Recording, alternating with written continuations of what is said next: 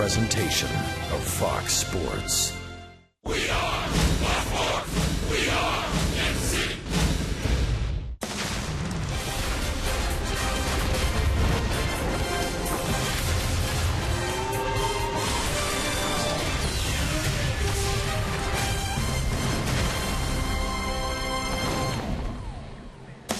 Royals baseball is presented by Academy Sports and Outdoors.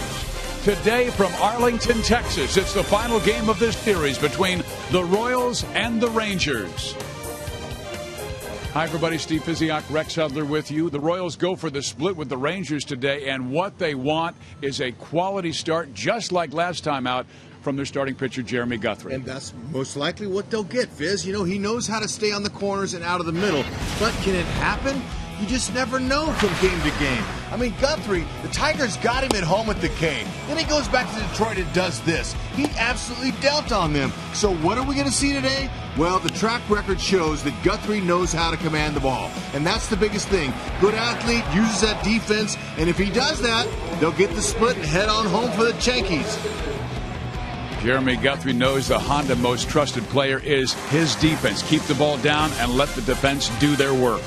Absolutely. Are you kidding? Who's it going to be today? They all make great plays.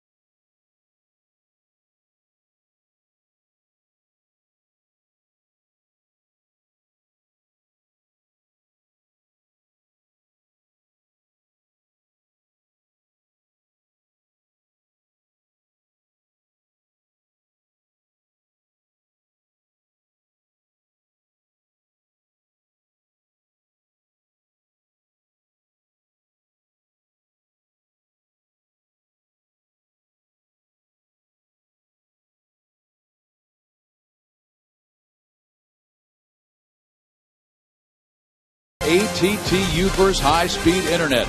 The U-verse revolves around you. Call 1-800-PIC-ATT. By your Kansas City Chevy dealers. Visit your Chevy dealer today for great prices on all our new 2015 vehicles. And by Missouri Lottery. Every ticket you play gives back to schools across Missouri. So play it forward with the Missouri Lottery. We come to you from Arlington, Texas. This is the final game of this four-game series. The Royals lost game 1 8-2, came back in dramatic fashion to win game 2 7-6 in 10 innings, and then lost 5-2. And Rex, it's the third time in the last 3 games they The team has only scored 2 runs, so they'd love to give Jeremy Guthrie a little support. Never fear. The offense is here, Fizz. They're hitting .304 against southpaws this year. That's second best in baseball. One of these guys right here is going to drive the Royal bus today, believe it. Interesting, 4 left-handers in the lineup against a guy, Ross Detweiler, who's a southpaw. It's because Ned has faith in every one of those left-handed hitters, and in turn, they have confidence in themselves. Look, this is a polished ball club. Just let them go. Let's see what they can do, and pick out a piece of cheese. And Drew Butera will be catching Jeremy Guthrie. Remember, Drew Butera caught Guthrie on Saturday in that 6-2 win where it was really Guthrie's best performance of the year. Yeah, Ned's not quite ready to go out and say that this is going to be Guthrie's personal catcher. However, the importance of resting Salvador is much greater. So go ahead and let him in there once a week. Yeah, if you listen to our pregame show, Joel had Salvi on, and Salvi was saying today's day off and then 2 days off on this next homestand will be very important to keeping him fresh. No question. I told you, I'm Goldberg's biggest fan. I love his show. Here is Ross Detweiler. He has not pitched well, an 0-4 record with a 7.22 ERA, and even worse in the daytime, Rex. In 2 1/3 innings in day games, he's allowed 14 hits and 7 runs. Well, Royals hope that continues. However, in baseball, Fizz, sometimes you look at numbers like that and go, oh, we're going to mop this guy up, and he ends up dealing. That's why you don't get too high and too low in baseball. Just go out there and look for some cheddar and pick it out and drive it. Defensively, by the Rangers, Corporon's going to get the start today. And we'll see what this guy can do, but probably has worked well with Detweiler in the past. Kansas City still in first place in the American League Central by a game over the Detroit Tigers, who also lost last night to the Minnesota Twins. And there is Detweiler, the 6'5 lefty from Wentzville, Missouri. He was the Washington Nationals' first-round pick out of Missouri State, and he was the highest draft pick ever from Missouri State. God love it. He sure does have the height. And then leverage and use that little downhill plane with that angle. Could be good. Now his fastball, curveball, changeup. He's not overpowering, although he will touch 93, maybe a 94 possibly, but he's averaging around 90, 91. Left-handers only 4 for 21 this year against Detweilers, but right-handers have been torching him, hitting .350 with all of his 7 home runs allowed to right-handed batters. Ooh, man. Belly up to that dish, because you know he's going to try to come inside to set up that changeup. So when I mean by bellying up, that means get up there on top of that plate and look inside. Alcides Escobar will lead things off. He's had a good series, 5 hits in 11 at-bats, including a double and a triple. He went after the first pitch of the game yesterday from Gallardo and popped up. He will take here, ball 1.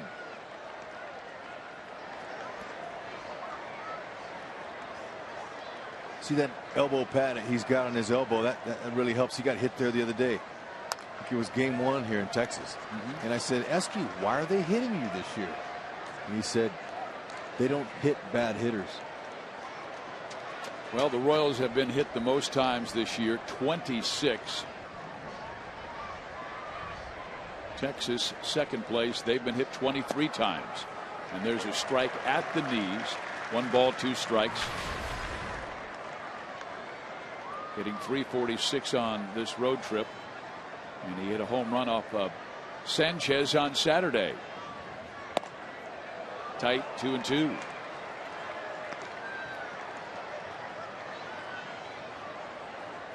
Detweiler has been a starter in the past with the Washington Nationals, but his career as a starter has not gone well. 17 wins, 32 losses.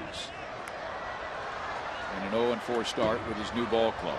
He was acquired from the Nationals in December.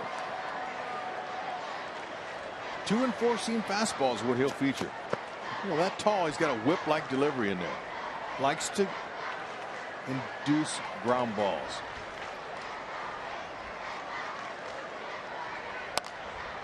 Escobar sends it foul, so he's seeing a lot of pitches in this first at bat, giving Mike Moustakas and Eric Hosmer, a couple of lefties, a chance to take a look at what Detweiler has and how it moves. Most of these Royals have not faced Ross.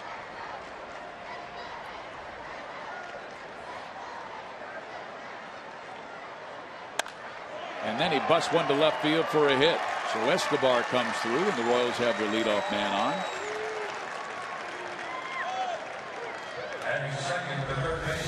Escobar, to me, is so much more polished this year. He's so much more aggressive, more confident.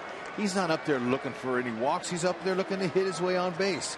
And that's what he did. He's been hacking all plate appearance that first time.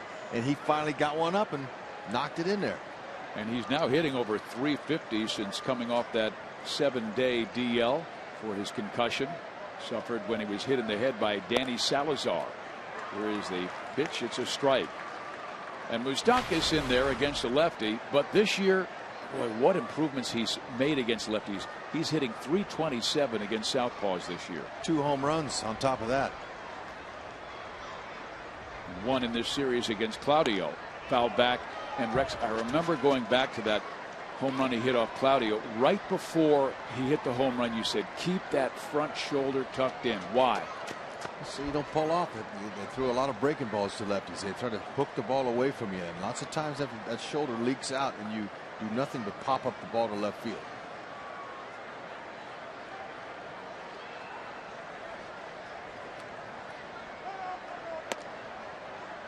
Time was called.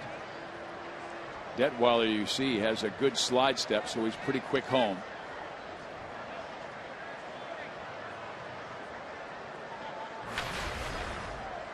Well, Mike Moustakas is second in the American League at highest batting averages away from their home ballpark. Marisnick of Houston batting .408, and then Moose at .403.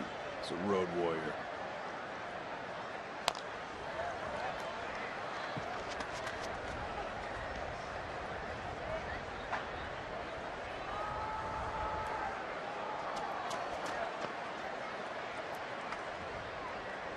Moose 3 for 12 with that home run off Claudio we talked about in this series.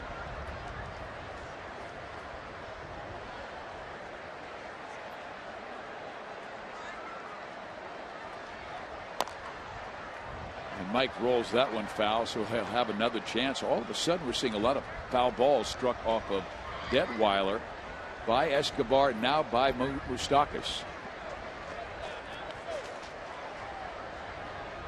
Detweiler's last start, he lost on Saturday 7-2 to Tampa Bay, gave up 5 runs in 4 innings and gave up a 3-run home run to Evan Longoria in the first inning.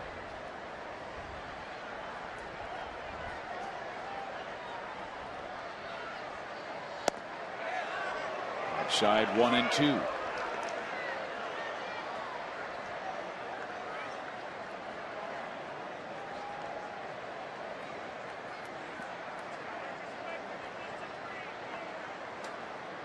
Texas has not played Moustakas with that severe pull that we've seen some teams go with this year.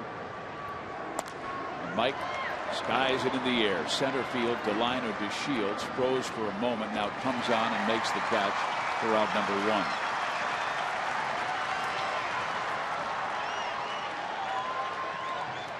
Detweiler showing a good slide step home, so he's keeping Escobar at first base. He's getting the ball home very quick. And Eric Hosmer coming in with a 10-game hit streak, 14 hits and 41 at-bats. And a lot of power during that time as well. He now has 6 home runs, which leads the ball club. And he takes a mighty rip at the first pitch he sees from Detweiler, strike 1.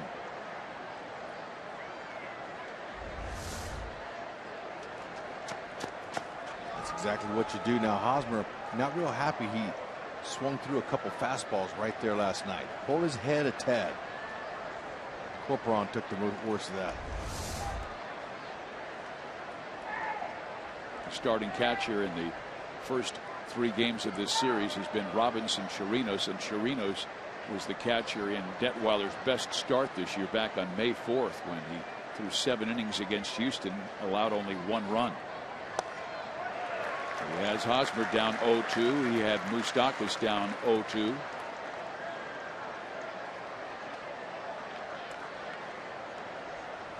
In that Houston game 2 starts ago, he tied his career high with 7 strikeouts.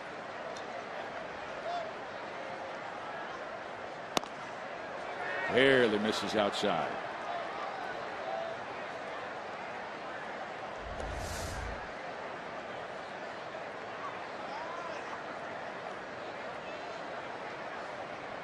Got both catcher and umpire.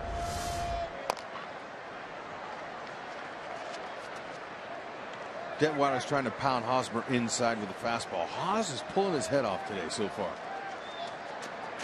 You know, that porch out there and right here at Globe Life Park is very inviting. Ball flies out of here. You know, so left-handed hitters with any kind of pop at all are going to try to reach that porch. But Hosmer, he's got extreme power to center and left center. Sends it back up the middle for a hit. Escobar will turn second, race for third, and he will make it with one out. So he now has hit in 11 straight games. Hey, nice adjustment made by Hosmer. Didn't try to yank, turn and burn. He says, you know, I'm just going to guide this sucker right up the middle. And Mike Maddox, the pitching coach, comes out, and I just noticed that Mike has a little hitch in his get-along as he heads to the hill to talk with Ross Detweiler. Most old-timers have a little hitch in their get-along, Fizz. But, you know, fortunately, they don't have to make their living doing that anymore. But they just pass on the knowledge. Now, really what that visit's all about is he knows that Detweiler's been torched in his last few at-bats. He's trying to encourage him. Hey, look, you got a man on here. We got one out. Let's put Morales in the lane. That's what he's telling him. But Morales has other ideas. He wants to stay away from rolling over his hands. Think opposite field.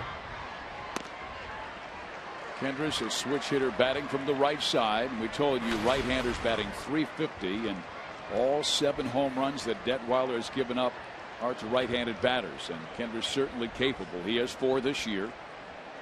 Middle away keeps you from rolling. In the dirt. Escobar was thinking about it, but does not go. Like the aggression. Thought Hosmer should have advanced to second. That's a big play. Takes him out of the double play. Yeah, he had plenty of time to get down there. Corporon would not have thrown to second. Yeah. With Escobar at third. So hope it doesn't come back and haunt him and take a first inning run from him. Good point, Hud. Escobar third, Hosmer first. Just misses away with the off-speed pitch. He thought he had it in there. Kendrick's a .328 hitter, and he had that 1 home run back at the K early in April.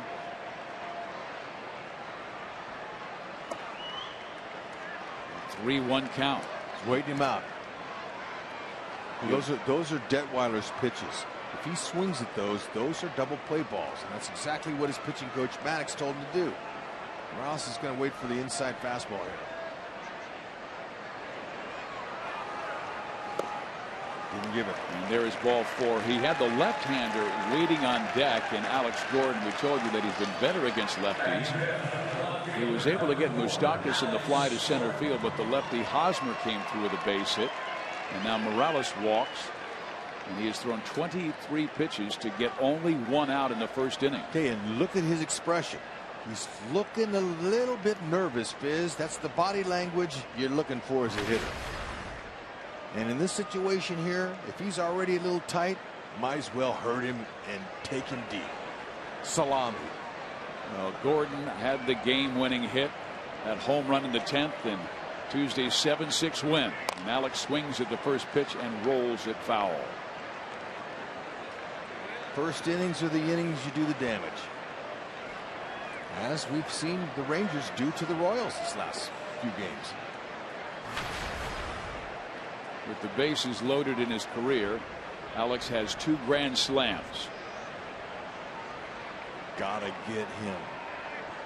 Can't let him up. Alex takes high and tight. And Rex, you're talking about that short porch and right. I used to marvel the way the left-handed batter Rafael Palmeiro, nice smooth wing, and he would just launch them out to right field and right center. Will Clark hit a few out there as well.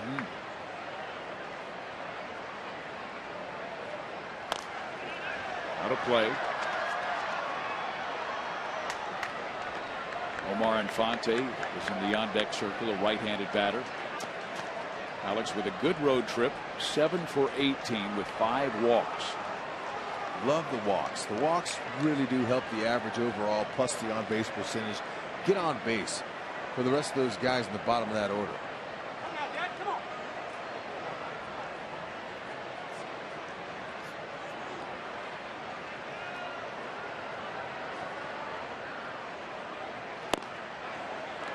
Now a 2-2 count. He does not want to go 3-2 with the bases loaded. Gordon, a good eye. He's walked 14 times this year. Second most on the team to Hosmer's 16. Breaks his bat, rolls it to second.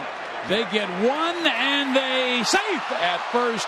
Escobar scores and the Royals take a 1-0 lead. Alex just beat that out. Jam shot. Broke him in two. Morales stopped. You see that? Like it. He's not going to let the second baseman tag him on that.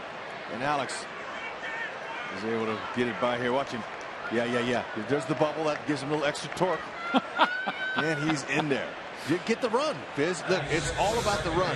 Haas is lucky they didn't double him up there, or I'm going to blame that on Haas for not advancing on that ball. So what you're saying is the positive energy attaches itself to the bubble and draws him quicker to first base. Absolutely. I did not know that. That forward lean. You learn something every day from the Department of HUD. Believe it. Down the line foul. No, there's no blame on anybody here, Fizz. This is the game. Sometimes, you know, it's a reaction sport, a reaction game. Sometimes you get a jump, sometimes you don't. But I tell you, Alex really earned that by busting it down that line, getting him on the board. Now, Infante, he's been pretty good at picking up runs there. Let's see if he can find a hole. Here's the 30th pitch from Detweiler in the first inning. Infante sends it to right. Chu is there. He will make the catch. The Royals do score a run, and they make Detweiler work.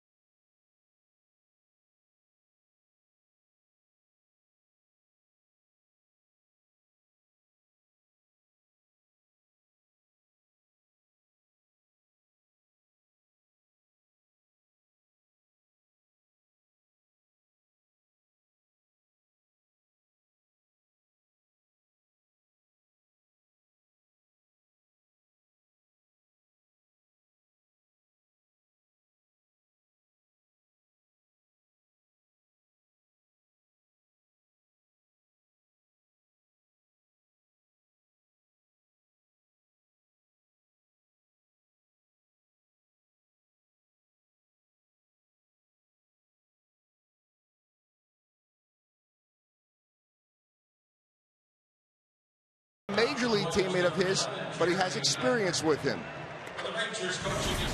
We've had some experience in the past. I got to play on 2 postseason tours with him, and one in Taiwan and one in Japan this last offseason. So I'd caught him in bullpens before, and he's the type of guy that has good command. So for me, that makes it a little easier catch and allows me to work with this stuff a little easier. And so you remember that all-star tour in the offseason. The 3 catchers on that major league team, Salvador Perez, Eric Kratz, and Drew Butera. Good chemistry so far between Guthrie and Butera after 1 start. Yeah, it was a terrific start. He went 7 1/3 innings and gave up just 2 runs, and Guthrie really liked the job that Drew did. Here's a look at that Texas Rangers lineup. Chu, Andrus, Fielder, and Beltre. The top four are 21 for 50. That's a .420 average in this series.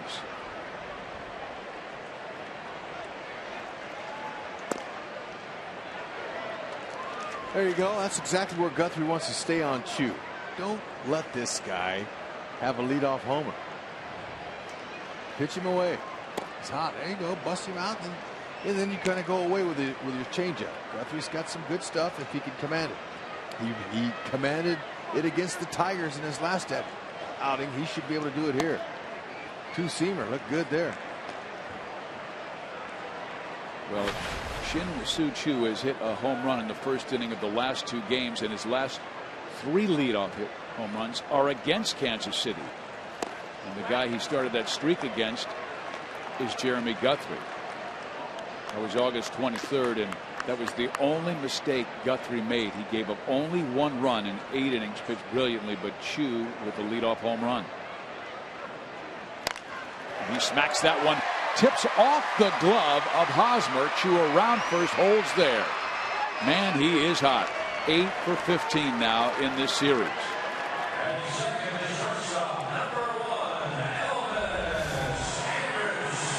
You can see Guthrie challenging him with fastballs, and that's okay. You know, Guthrie cannot pitch away from contact. Hosmer gave it all he had. We've seen a lot of balls in this series glance off of Hosmer's glove. He's not able to get the glove on him. Is he showing off his hops there? But Guthrie, his fastball was the reason he did so well against the Tigers. He's got a 2 and 4 seam fastball. He'll go 92 to 94. That's plenty of good stuff right there to use that effectively. Yeah, Ned Yost was telling us before the ball game it was his ability to move it inside, outside, and keep it down against Detroit. A very good offense. Right, that fastball. When he gets breaking ball happy, that's when he gets in trouble.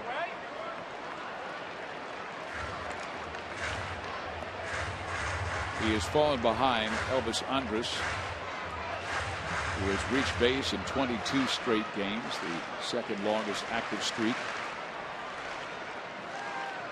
And all of a sudden showing excellent patience.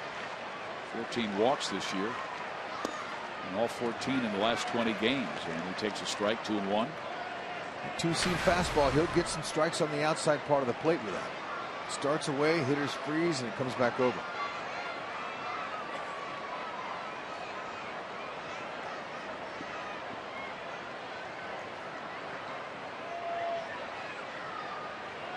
Andrus bunts, and it's a good one. Moustakas got him. Barely. Glad the communication got ironed out. Guthrie, good fielder, likes to field, but that's an easier play for Moose. And Moose did it right. Yell now. So he gets out of the way. You yell the minute that ball is bunted. Or sometimes you tell the pitcher before it happens. It's my ball. I got the bunt. Boy, that stepped right in the air, and he got him by an eyelash. Good play by Mike Moustakas. And now another hot hitter comes up. Prince Fielder, 6 for 13. A couple of home runs in this series. Another reason the play was executed, Moose did not throw from the sidearm, which would have made the ball sail up the line. He threw it on top like a dart, like Alex Gordon does in left. Ball 1. Telling you, these things are important because he picks it up. A lot of guys throw sidearm. Look at him. He throws right over the top so he can get a good straight throw, and it made the difference because Hosmer didn't have to go into the runner to get it. Big swing by Fielder, and he misses on the off-speed pitch. A 1-ball, 1-strike count. Pull the string effectively after you set him up with a heater. Prince missed much of last year because of a disc problem in his neck. And he gets hit by Jeremy Guthrie. So that's the 24th time this year that a Texas Ranger has been hit by a pitch, second most to Kansas City. Our Kia in the driver's seat about Jeremy Guthrie, a 1-0 record with a 1.20 earned run average in 2 starts last year against Texas. We told you about the last start, which was brilliant. 8 innings, 1 run allowed. And our forward around the horn defense. We'll show you. Highlighted is Drew Butera. Good catch and throw guy. A lot of energy. One of the reasons that they went out and picked him up. I can't remember the last player that Dayton Moore acquired that didn't do the job. Well, the Guthrie deal was a dramatically favorable deal for Kansas City. Jonathan Sanchez, who no longer is pitching, and Guthrie, who turned things around after going from Colorado to Kansas City. And Jeremy, with the Royals at 85 starts, Kansas City is 52-33 when he starts a ball game. They respond to it.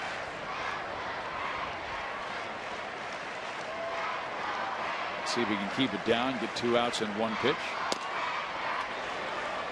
2-1. Beltry, like just about every single Ranger in the top of the lineup, very hot, 5 for 13 with a home run in the series, and he's driven in 4.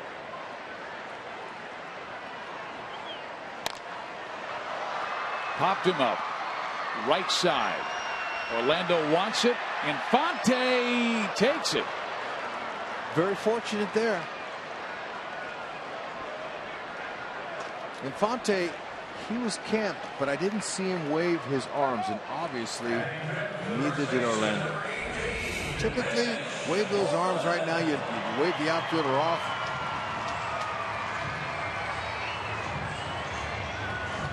But the play was made, Fizz. Did you see Orlando take his right hand and squeeze the glove of Infante to make sure he didn't drop it? Yeah, and Infante covered his head and didn't see that ball the last 3 feet that it came down. He knew Paulo was coming. Now Mitch Moreland. Mitch in just his 2nd game back from the disabled list. He suffered a left elbow injury where they had to take bone chips out of his left elbow. He was 0 for 11 in his rehab down at AAA. They played very well last night in their victory. On base 3 times, a pair of hits and a walk. And this guy, very good power.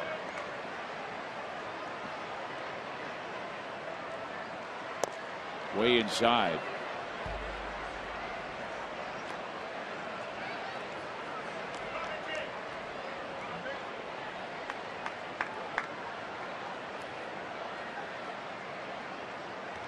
The Royals play him with a supreme pull. Escobar almost directly behind second base.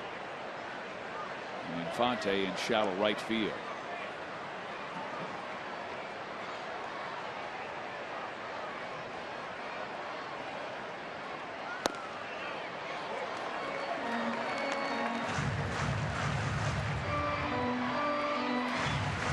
.30 count to Mitch Moreland.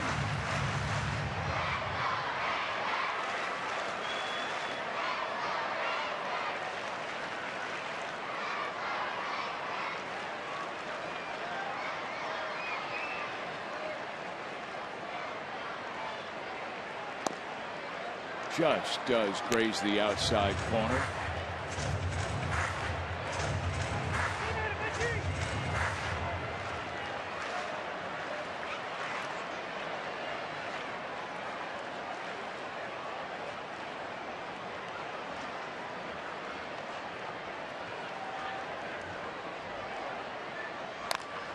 Moreland pulls it on the ground to Hosmer, who will take it himself. Good job by Guthrie with 2 on and only 1 out. He gets Beltre and Moreland pop up and ground out.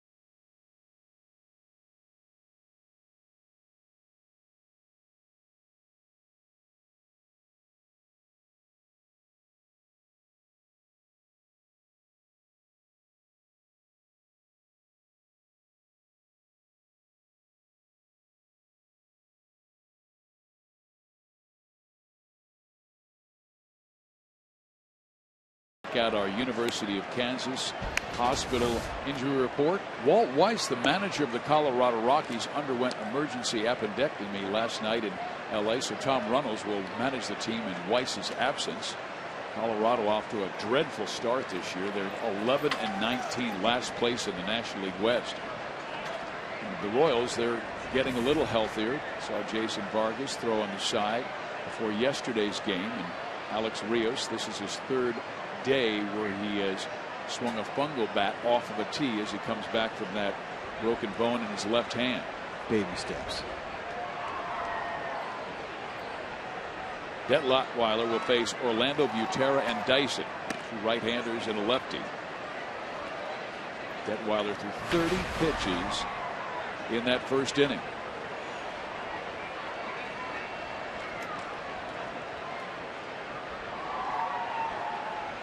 Orlando, he's due for something more than a triple. Yeah, he hit 6 home runs at Omaha last year, one of their better players, and hit over 300. But he's one of those gap hitters. Leads the major leagues in triples with 5. 2-1. Good rip. Ball will go to left field here. You just got to get over that 30-foot high wall out there.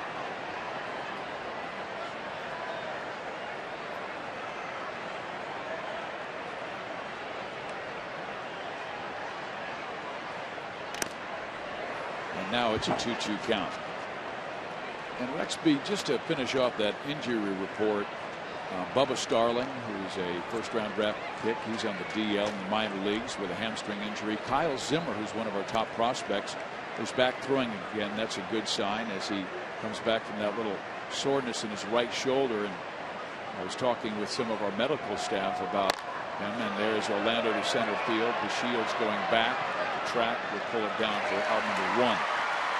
And what they told me about Kyle Zimmer is that his body is getting used to a rebuilt shoulder. But he is a fine pitching prospect, and it's good to see him back throwing again. Be nice if they could see him in September up here. As you said, baby steps. That's right.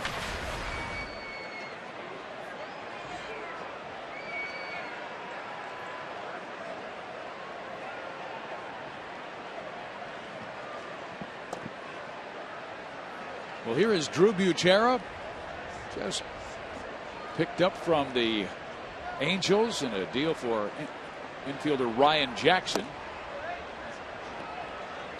Well, Butera, he's 1 for 1 with a homer in his career off Detweiler. Only time he faced him, he took him deep. And Rex, I really think a Drew Butera move is a move that championship teams make, contending teams, because here's a guy, a veteran, from what we understand, talking to opposing pitchers who have thrown to Drew. Excellent catcher, excellent communicator. Last year, the Los Angeles Dodgers, when he caught, had a 3.38 ERA. Foul back. They had a hard time with the Angels, just didn't fit into their plans.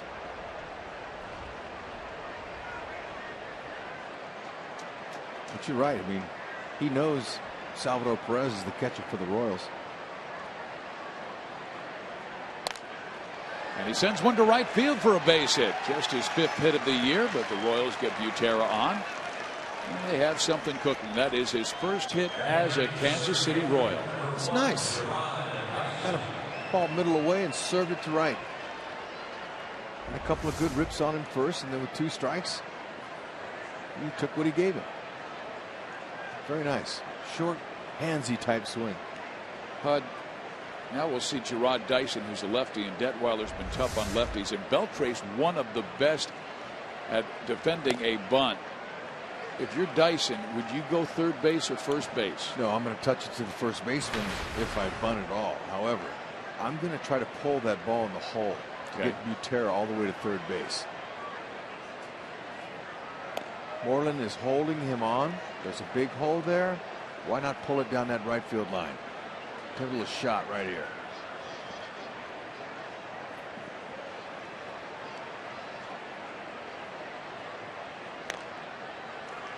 And Dice didn't mean to do it. was trying to check his swing, went well through, and the count is now 1 ball and 2 strikes. Gerard needs a hit for confidence. He's been struggling. Not looking comfortable at all. When he has bunted, he hasn't bunted it where he has wanted to, and he can't get on base that way. 0 for 8 in the series. Yep. And then he takes a called strike 3 outside corner. First strikeout for Detweiler. Hey fans, join us for an exciting homestand against the Yankees starting tomorrow night. It's a weekend series that includes Buck Night and summer fireworks, a Royals tote bag giveaway on Saturday, and a Monarchs newsboy hat on Sunday. The Yankees only come to the K once this season, so be sure to get your tickets now at Royals.com or by calling 1-800-6-ROYALS. And there are some very good seats available for this weekend series. There's a chopper. Detweiler will field and throw and get Escobar and Detweiler out of the second inning.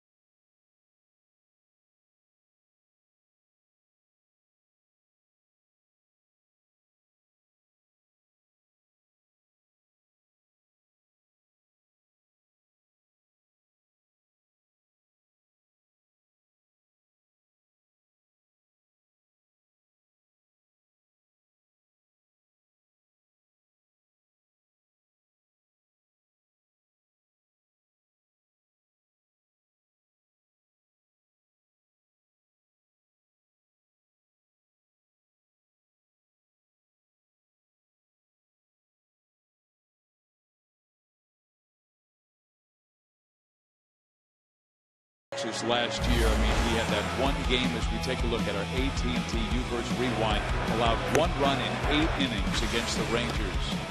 Yeah, he just blew that ball by 2. But that's last year, and it looked good. Yeah, good form. Well, he's had 5 consecutive quality starts against the Rangers. In the last 4, outstanding, a 2.25 ERA. There's a breaking ball to start things against Peguero, who shows bunt, and this is a guy who's really struggling of late, and the Royals want to keep him quiet. Such a streaky hitter. Guthrie, good form. Has a little hip turn. Keep it down off this guy. However, you can't get him with a breaking ball. Peguero hits it a mile high. Moustakas or Escobar. Esky calls off Mike and makes the catch, and 1 out to start the bottom of the second.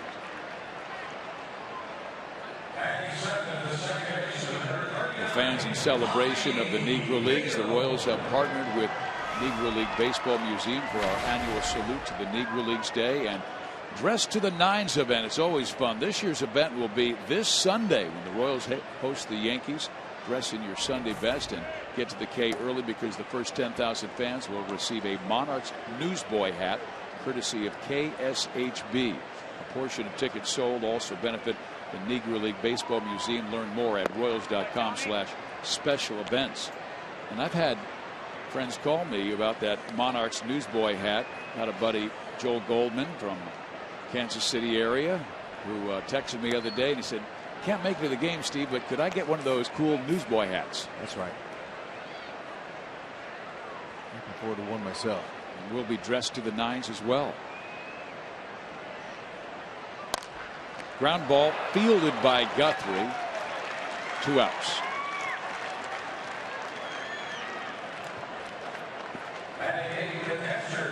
We talk about Beltre, you know, and those guys having fun. Watch this right here. Moose has it. And then he just turns and goes, all right. Now look at that. Watch Escobar. They don't even throw it around the horn. Okay? He's looking. Esky's laughing at him, saying, I took that from you. And then now Moose will look at him now and he'll say, watch it on the replay. They showed it on the board. He told him to look up there. Hey, Rex, maybe you should let our fans know who gets priority over who. Well, yeah, the shortstop's got priority, and Moose knew that. You could tell he wasn't even calling it. He was lined up. Esky knows he could have made the play. However, Esky wanted to mess with him and take the ball from him.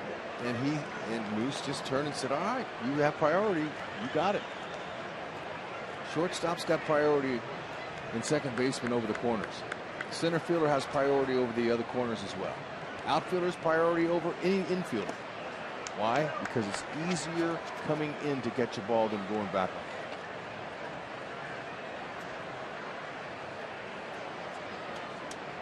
Here is Carlos Corporan. He's in a 3 for 23 slide that has seen his batting average drop to 190. Fouled off. Last year with the Houston Astros hit .235 with 6 home runs. He's been with Milwaukee, Arizona, Houston in his past. A career .226 average, but a good defensive catcher.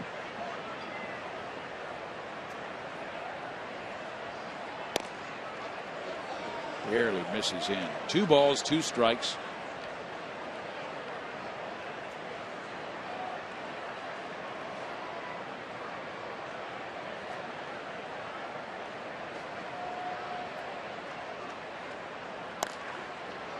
Just barely by Guthrie, but Escobar had him positioned perfectly and makes the play. A 1-2-3 second. To the third we go. Royals 1, Texas nothing.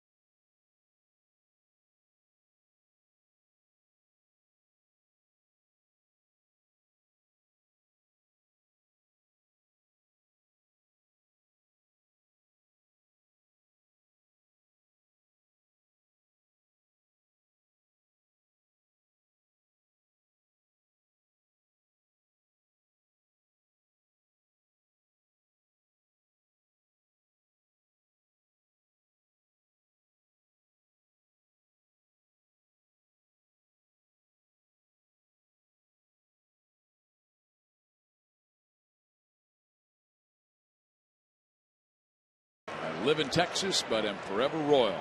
Will enjoy one-of-a-kind experiences at the K with a Royals Memories program, fans.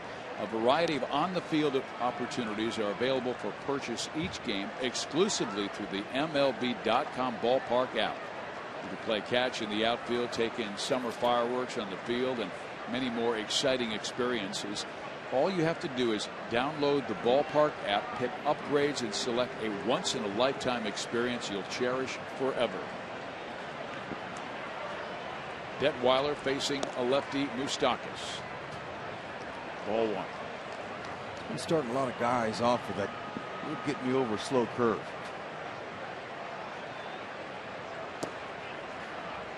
Well, he's throwing a lot of pitches, and 48 already in this game.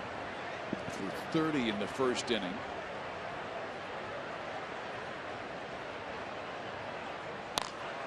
And that one's grounded to the second baseman Field, who has time and throws out Mike. There's been a lot of talk in the Dallas-Fort Worth area about the struggles of the Texas bullpen. You want to get into that pen as soon as possible. The ERA is 4.49, almost 3 runs at more than the Royals bullpen, who's #1 in all of baseball. But their starting pitching's been good. Their offense has really picked it up in May, averaging 5 runs per game, but they have really let so many teams back in games. They're trying to figure out their identity. And you know, new skipper Jeff Bannister takes some time to fit in. In a rebuilding mode with 95 losses last year, last in the West, finished 31 games behind the Angels for first in that West. Foul back. And they've made several moves just in this series trying to improve their bullpen. They recalled Fujikawa from the minor leagues today to try and give them additional help. Hosmer singled his first time up.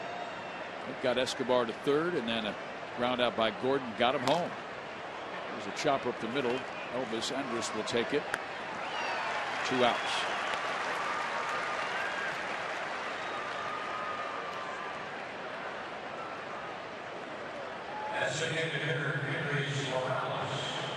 He really worked Morales carefully his first time up and wound up walking him.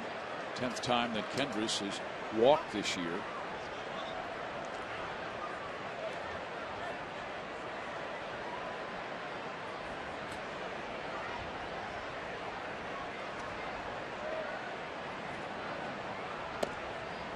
Ball 1.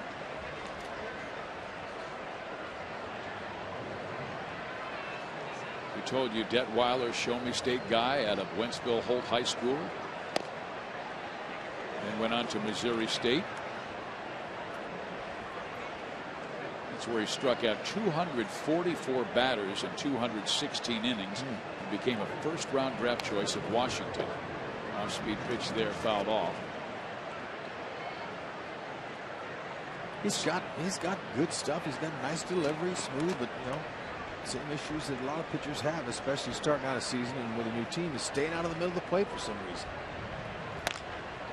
And Morales slices one down the right field side, and Kendris cruising to second base with a 2-out double. Morales, 13th double, leads the Royals by a pretty good margin. And you know, Fizz, he set back and he drove that ball to right. Now that wasn't his typical slice. Watch this, what I'm saying. He's waiting. Bam, he hit that good. His weight was back. He drove that. That was a good stroke. Hit it where it's pitched. Classic example. Some slicers, guys get off balance and they just kind of flick it and it slices out there. But he knew exactly what he was doing on that. And 2-out magic starting to happen here. Gordon drove in the only run with the ground out, beating the throw by Andrus to first base. To nullify a double play. Now Detweiler comes inside on Alex, who's been hit more times than anybody in baseball. He's been hit 9 times. Morales now with 12 doubles on the year.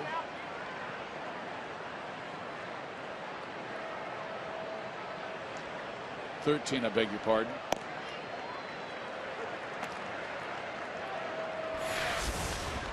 And there he is, just one more than Yoenis Cespedes of Detroit.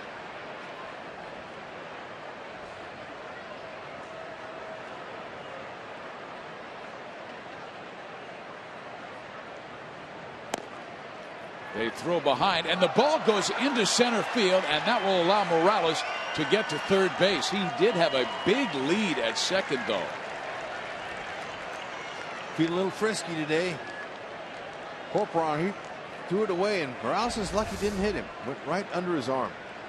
Watch where this ball goes. Yeah, that had a little croquet action. It had him pegged. That would have hurt, believe me, but it didn't. Look at that. Look at that athleticism there. Ryan, the other day, Lefevre was telling me, Hud, I'm still waiting for the guy with blazing speed. I said, now, I never said Morales had blazing speed. He's a good athlete. You're just empowering him to run faster. No, he's got athleticism.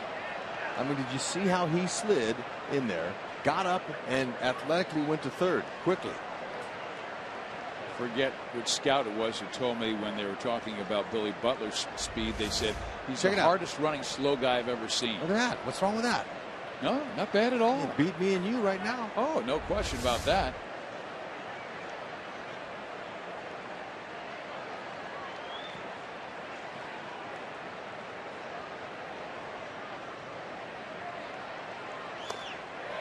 Alex waves at the off-speed pitch away from him and strikes out. Bottom 3 to go. Royals by 1.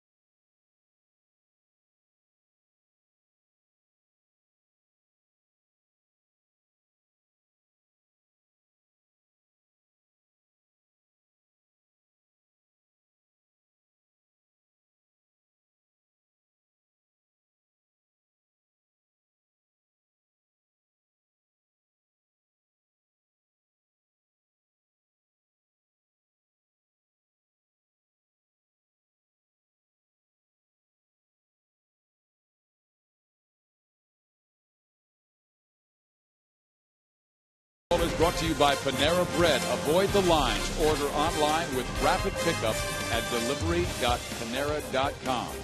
By Menards. Save big money at Menards on all your home improvement needs. And by Dodge.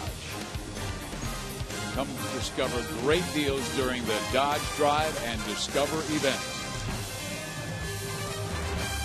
Steve Physiak, Rex Hudler, Joel Goldberg with you at Globe Life Park in Arlington, Texas. The Royals with a 1-0 lead. Jeremy Guthrie with a terrific second inning. Now we'll face Delino DeShields, who has been the thorn in the side of the Royals. He has been on base 7 times in this series and has scored 5 runs.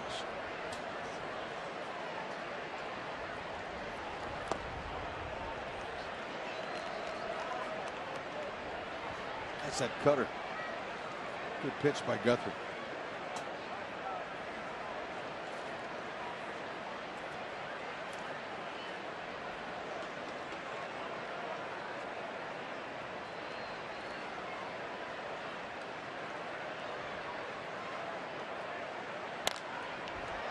High in the air, right side. Paulo Orlando is there to make the catch, and an important speed guy is out number 1 of the 3rd inning. That's exactly where you pitch a guy like him.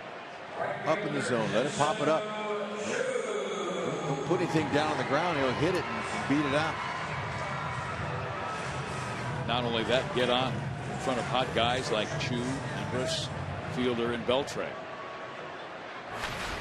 Chu with 8 hits and 15 at bats. Has hit a couple of home runs. And he hit a screaming line drive just off the very top of Eric Hosmer's glove at first base. Orlando did a nice job to hold him to a single.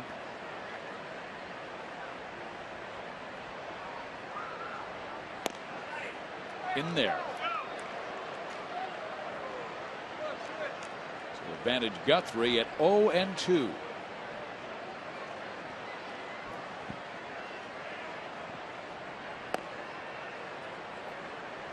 We've seen that from Jay Gutz in the past. He gets a guy 0-2, pushes him off the plate, so he may work away better.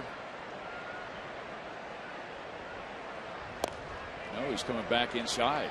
Yeah, pitches inside with effect as well as any Royals pitcher. Last year he led the team in hit batters.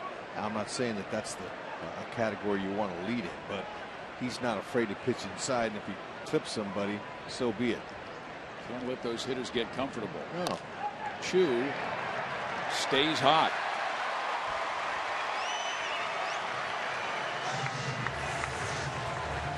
When the Royals got here, Shin-Soo Choo had been struggling. He was hitting 183. Now he has the batting average up over 230 because of 9 hits in 16 at bats. Well, he doesn't do a lot of movement in his swing, which is good. He's very short to the ball, barely takes a step, hands go back, but he stayed inside the baseball there. If he tries to pull that, he might hit a ground ball to the second baseman Infante, but he's able to keep his hands inside. He's got a very nice form with very little movement. They throw over and Chu dives back safely. Now last time up, Andrus bunted for a base hit, resulted in a sacrifice when Moustakas made a heck of a play to throw him out.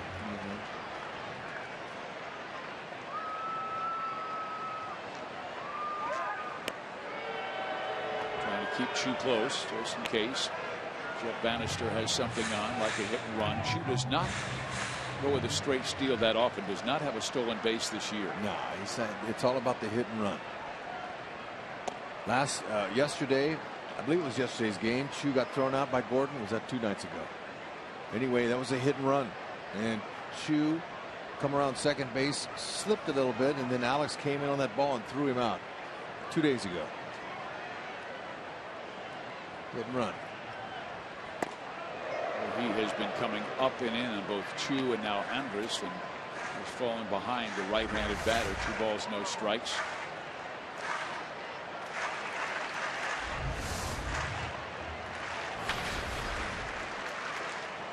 Guthrie, when opponents have a 2-0 count, they are hitting .333. Now 3-0, and Drew Butera may have noticed something while Jeremy cannot get the ball down in this duel with Andrus.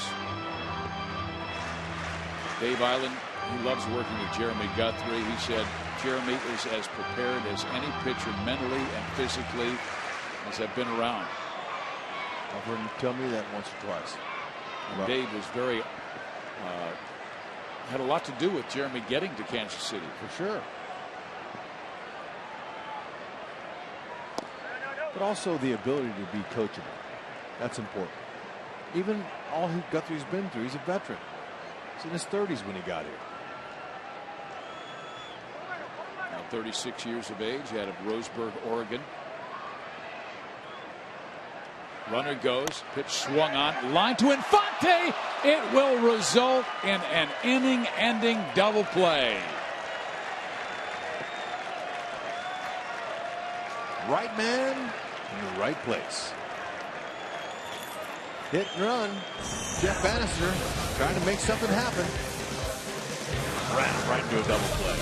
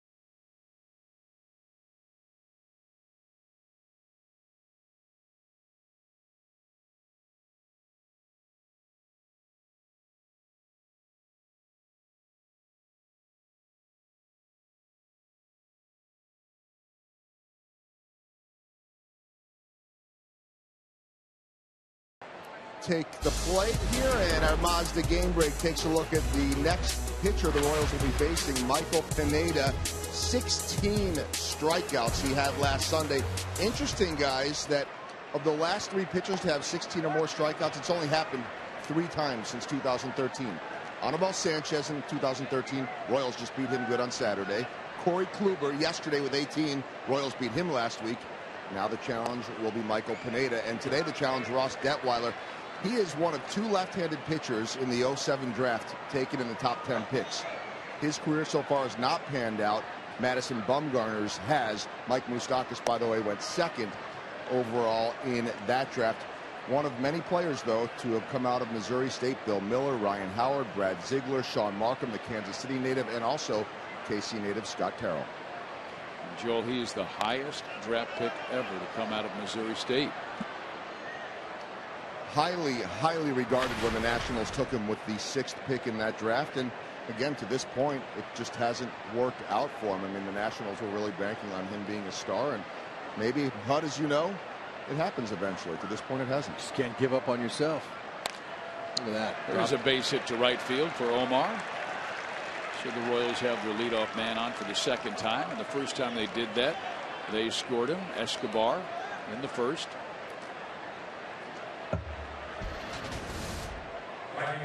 So a reminder tomorrow on the High V Royals live show with Joel and Monty. That will be at 6:30. Michael Pineda goes for the Yankees. Chris Young goes for Kansas City.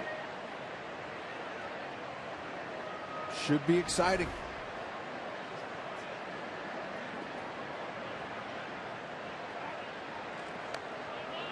Well, Detweiler made 50 starts for Washington from 2010 through 2012, posting best with 27 starts, 10 wins in 2012.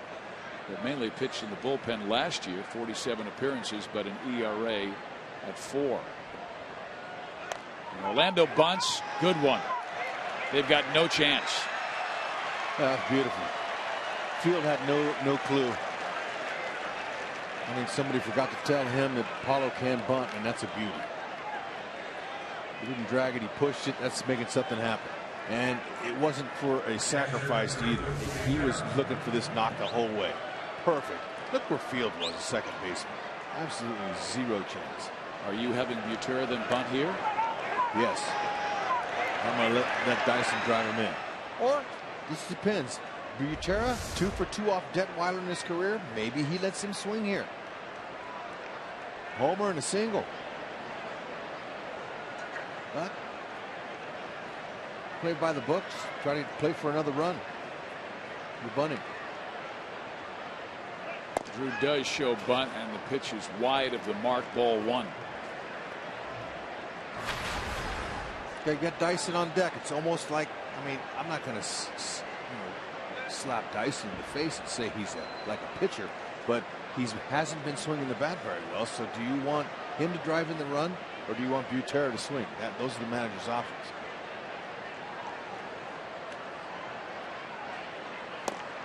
Well, now they have him swing. I was thinking that if the runners are at 2nd and 3rd, you wonder how they'll play the field. And Dyson struck out looking his first time up. But now it's a 1-1 count. Both corners are in. Yeah, so, pick a pitch and hit it on the ground by either corner. Now he's going to sacrifice, and another very good one, only plate first. And this time they record the out there, going to 3rd Infante, to 2nd base Orlando.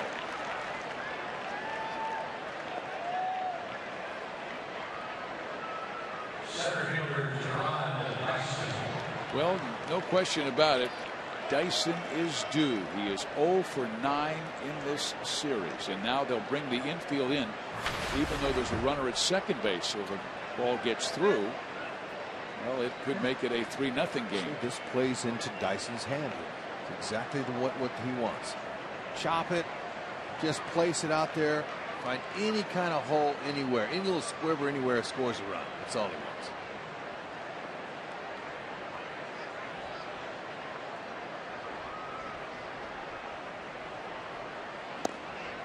There is a strike on the outside corner. Like to see Gerard be a little more aggressive, though. He's been hitting down in the count. It's hard to hit when you only have one strike left. Get him before he gets you.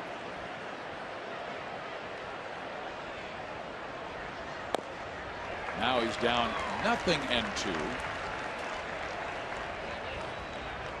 Almost looks like he's feeling for Ross Detweiler's pitches. Ross, we told you, lefties only hit 4 for 21 coming into this game. Hosmer does have a hit. And he works away a ball and 2 strikes. He's already thrown 74 pitches today. They're making him work. Watch Dyson really hurt him here. A little chopper, scores both runs.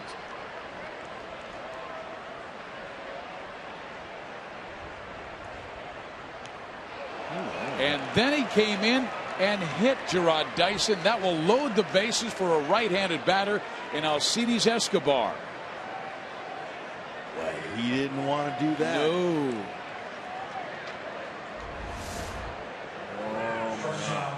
Dyson, he didn't really need that bruise either. He was hoping to get on top of a ball and chop one over there, knock in a couple of runs, but that got him from the inside of the left elbow. And they're getting loose down in the Texas bullpen. No one throwing just yet.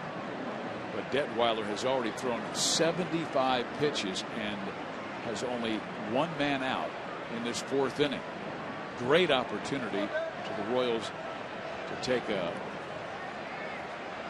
big advantage in this game. A single by Infante, a bunt hit by Orlando, a sacrifice by Butera. Now Dyson on a 1-2 count gets hit by a pitch. And you can see what Detweiler has done this year. This is the 2nd time. This is now the 3rd time through for Escobar. And he's giving up a .379 average. Go after him, Esky. He does, and it's fouled off, strike 1. Last time they had him loaded up was in the 1st. They only got 1.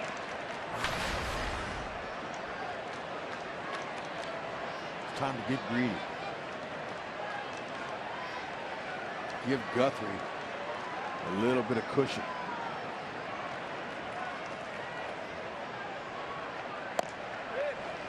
And ball, 1 strike.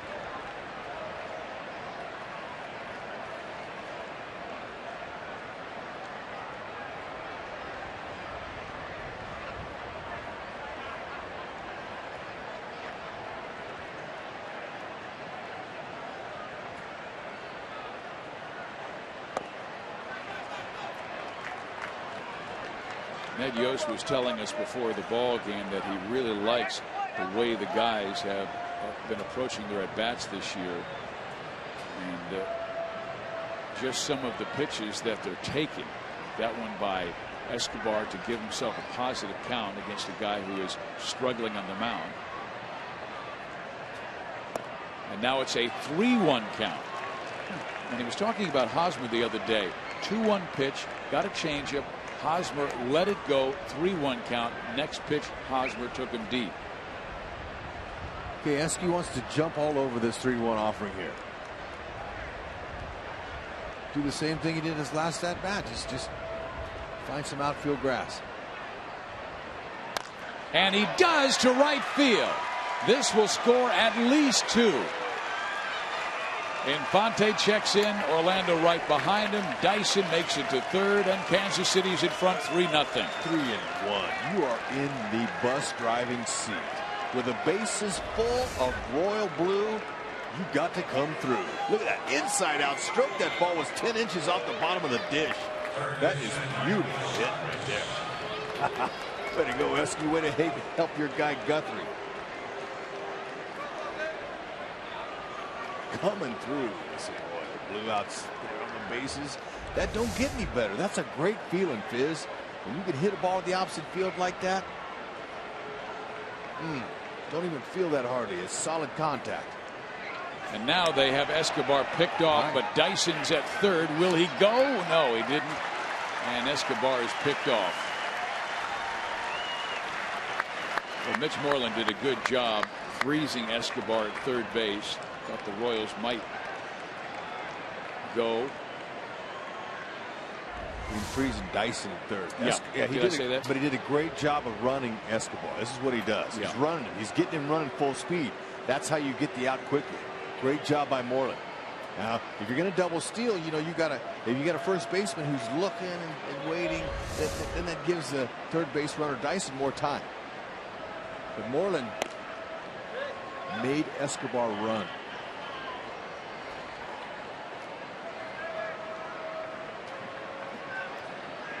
So Detweiler's given up 3 runs in 3 2/3 innings.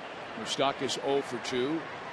And then Mike hits one high in the air, and that's a shame because this one would have scored Dyson on a sac fly, but instead it's the final out of the 4th. The Royals do get a couple. A clutch base hit by Escobar. It's 3-0 KC.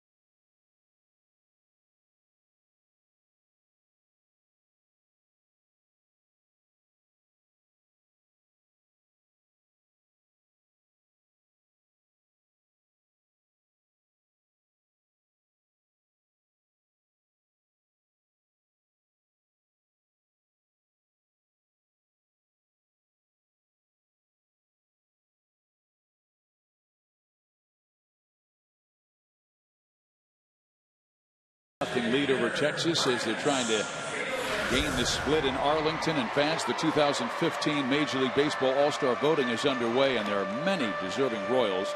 So just go to Royals.com/vote right now to cast your selections. This year all voting is online, and you can vote up to 35 times on the exclusive Esurance MLB All-Star Game ballot. Skipper, of course, is Ned Yost of the American League champion Royals. So again, go to Royals.com/vote.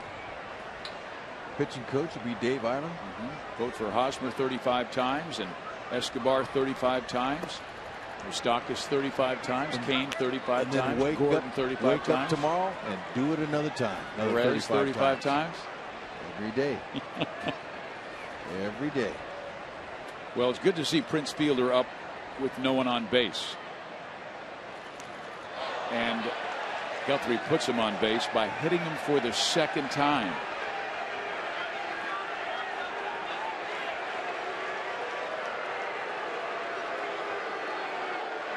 Believe me, he did not want to do that. Not with a 3-0 lead and get anything started for Texas.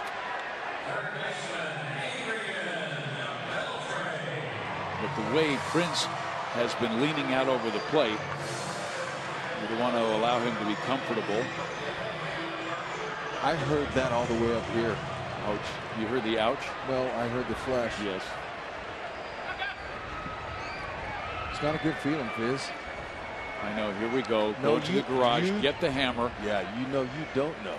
That hurts. But you know the hammer. Okay, let's listen.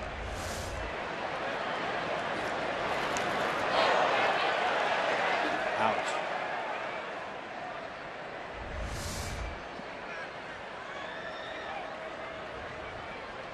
What's even worse is getting hit in the neck.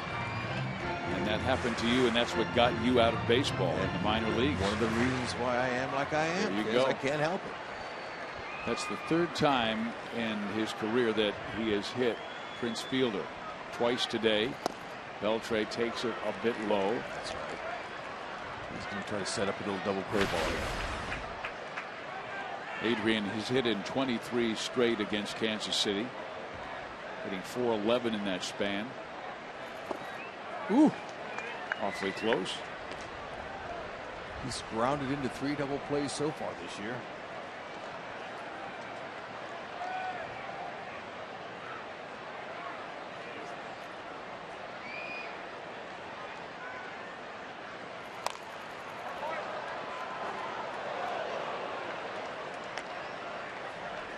Rangers at 15-19, 6 games back of Houston in the American League West.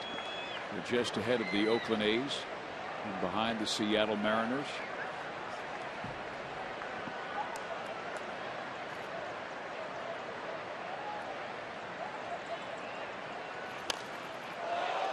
Heads up over there.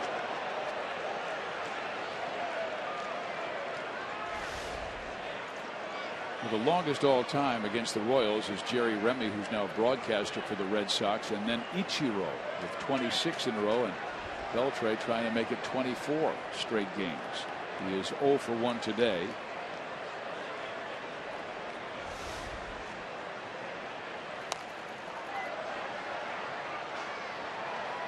Well, he's been late twice on a foul ball and early once hitting a foul. Beltre, watch this guy. Watch his athleticism.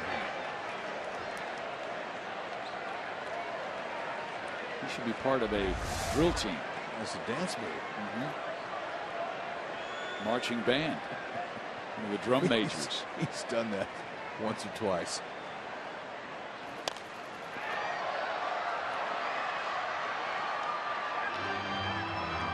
He's putting up a fight here. Guthrie's getting the ball too much elevation there. He's got to get that ball down on him. I think he's been fighting off some really good pitches. He has been, but Guthrie's messing around up there. He's in swing mode right now, and Beltre, he'll jump you. If you get him up, and they're calling for it up again. He scatters several Royals in the dugout, including Chris Young and Christian Colon.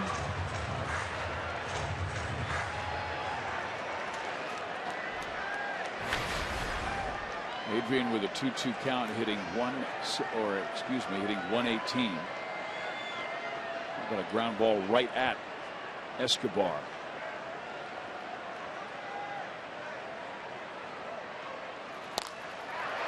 It'll be Infante taking a line drive.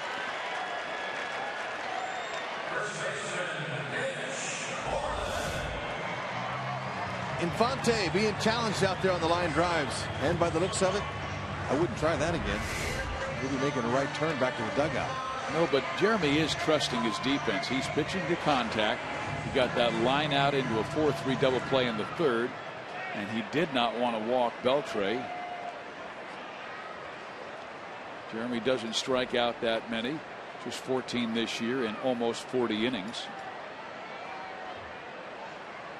Mitch Moreland takes strike 1, and Mitch more of a fly ball hitter than he does hit it on the ground, although Jeremy made a nice pitch to him and he jammed him and he rolled it to first baseman Eric Hosmer, who made the play at first to record the final out of the first, and Moreland left 2 aboard.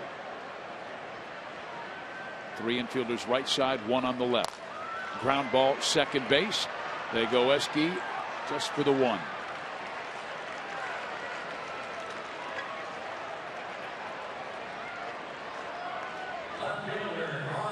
Vote for the Royals Player of the Month at rallyhouse.com, and you will be entered to win a majestic prize pack from Rally House.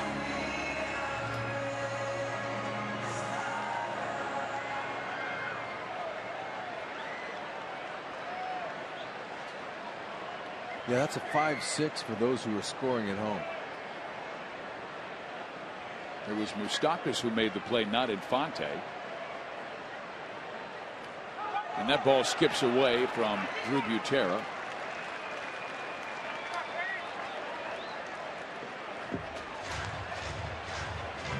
That'll be a wild pitch.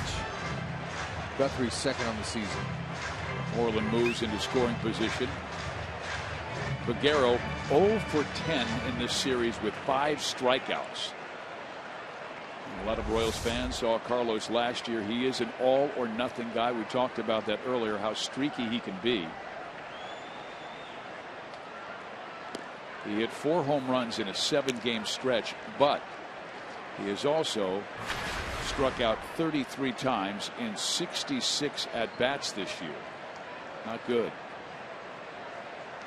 Not good for Texas. Good healthy Cup there. Yeah, well, one of the reasons that the Royals picked him up is for those home runs, hoping that he would get hot at a certain time and give the team a little lift. He hit 30 at Omaha last year, right, but in his cup of coffee in the big leagues did not. Guthrie has him down. 1 ball, 2 strikes. And he got him. Jeremy teased him when he got ahead in the count and gets his first strikeout. So Jay Gutz, 4 shutout innings. Royals lead it 3-0.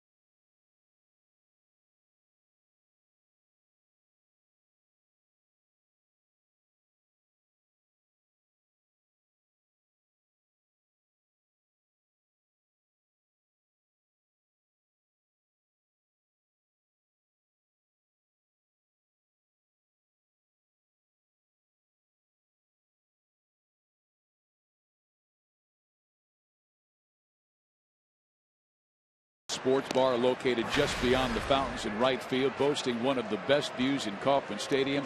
This popular spot is equipped with a 360-degree bar and a full menu of delicious food and beverage options. Watch the game in style with floor-to-ceiling glass and numerous HD TVs to keep you up to date on all the action in the field and around baseball. Rivals opens an hour and a half prior to every home game, and anyone with a game ticket is welcome. We'll see you there at the K.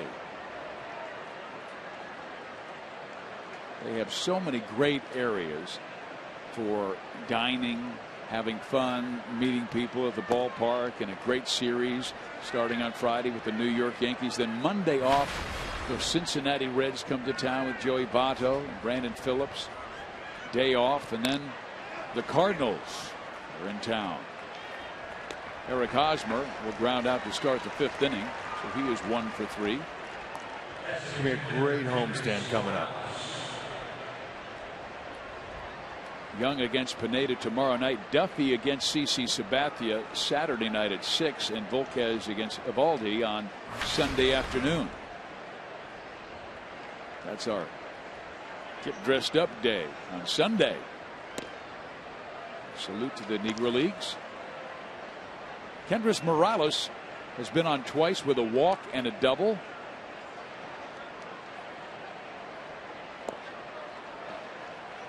Right-handed batters are 6 for 9 today off Detweiler. We told you the trouble that he was having against righties who were hitting .350 coming into the game. And now he's fallen behind Morales, and that was his 88th pitch of the afternoon, and only in the 5th inning. Be careful with this one. Kendrys rips it in the alley, and DeShields won't get there. But Kendrys will put the brakes on. It's a long single for Morales, who's been on base 3 times. I saw Corporal on the catcher setting up inside, and Morales, he can turn and burn, but he stayed inside this ball. That ball's right down the middle of the plate. He hit it right where it's pitched. Look at that nice little knee knock. He cocks that leg, little toe tapper, I call that. And of course, he's different from the left side of the plate. Morales has more of a flamingo style where he picks up his leg. Totally different stances from right to left for Morales. Anthony Bass starting to warm up in the Rangers bullpen. Here is Alex. He takes strike 1. Gordon 0 for 2, but a ground out that drove in the Royals' first run. Their next 2 runs came on an Escobar single that drove in 2. Kane and Salvi getting rest today. As the question was asked to Ned, how about Alex? Early in the year, you rested him almost a couple times a week even. And Ned's answer was he's not quite out of the woods yet as far as resting Alex goes, but he's getting close because Alex doesn't want to come out of the game. And those 2 off days next week are really going to help the entire team because they've been really on a grind of late. And then the inability of the starters to go deep has taxed the bullpen. So they'll welcome Monday and Thursday off. Just outside. Yeah, Gordon does not want out of the lineup. He was a force in that 1 victory against the Rangers on Tuesday. 7-6 in 10 innings, 3 hits, double, and the game-winning home run. Pops that one up left side. Beltre should have it. 2 outs.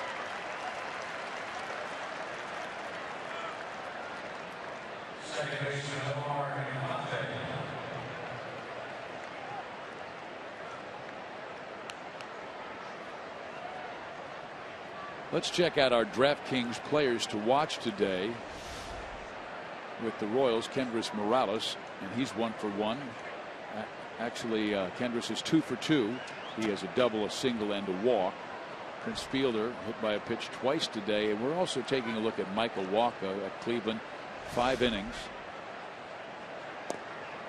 Boy, how about that Corey Kluber yesterday? I mean, he was absolutely precise. I think if their catcher had taped a teacup to his knee, Kluber would have thrown it to the center of that teacup. 18 strikeouts in 8 innings. And the Royals are 2-0 off of him so far this year. And I thought it was interesting. He only threw 101 pitches. Terry Francona took him out, and I understand what Terry said. He said, I didn't want to let my heart lead my managing. But my goodness, in the old days, guys would go 120, 130. And Kluber was he didn't have one taxing inning. And he had a chance to tie Kerry Wood and Roger Clemens record of 20 strikeouts. The field manager, he's held responsible for whatever goes on the field. So you got to trust what decisions they make. Infante, foul. Because lots of times managers, they know a lot more than what we know. Really? The fans that are out there, they know the heartbeat of the guy. They know how he's feeling that day. He could have a blister. He could have some issues that we don't know about. Ned Yost does a great job of that. I know there are fans that sometimes will say, why didn't he do this? Well, Ned might be covering up for an injured player who maybe needs a day off, or maybe came in and said, my triceps bothering me a little bit, and Ned will protect him. And that shot down the left field line. It's a fair ball. Morales races to third. He will make it safely. Infante with his second hit, a double.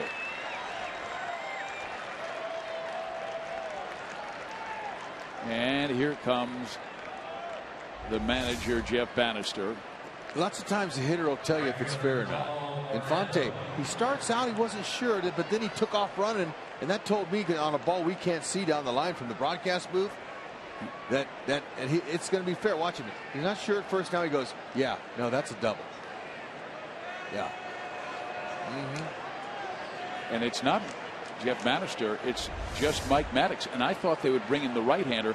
only because right-handers right now are 8 for 11 off Detweiler, and you got the righty Orlando coming to the plate. It's not about that, I don't think. I think it's just about the kid feeling more comfortable, eating up a little bit more time. That's all I can think of. And right-handers have been torching them in this game. You would think that they would pull him out here, but obviously there's different reasons they're leaving him in. Might be about, hey, you've got to get, if you're going to pitch again, maybe a start in the big leagues, you've got to get right-handers out. That's right. They're kind of in a rebuilding mode. And Orlando takes a big rip and misses. Strike one. They're letting him clean up his own mess. Paulo, meantime, ended an 0 for 10 slide with a beautiful bunt base hit. His last time up.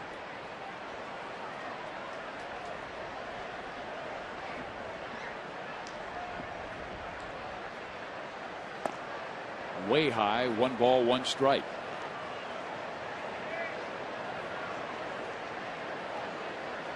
You bail a guy out when he gets in trouble, and then he's not used to taking care of his own business. He made his own mess here. It's 2 outs, and they're counting on him to get 1 more out here. And if you're Detweiler, you're saying, you know what, thanks for leaving me in. Now I can take care of 1 more guy. He has fallen behind, 2 balls and 1 strike. But as a manager, especially when you're new, like Bannister, you have to instill confidence in your players. You can't yank them and then they get used to not being trusted. You want to be able to trust your players, empower them. 3-1 until they let you down, and then they might let you do it again. It's a long season. I wonder if he's working around Paulo. I mean, he hasn't even been close in the last couple of pitches. No, he's not working on anybody. His pitch count where it is, he's trying to get the out. He just doesn't have command. A strike on the inside corner. So now the count full.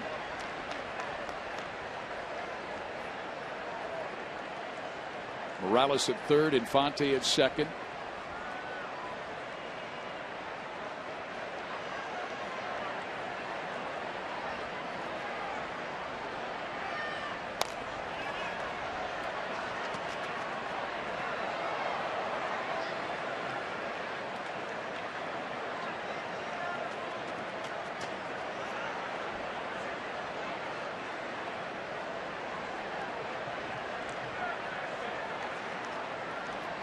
Paulo with 4 RBIs this year.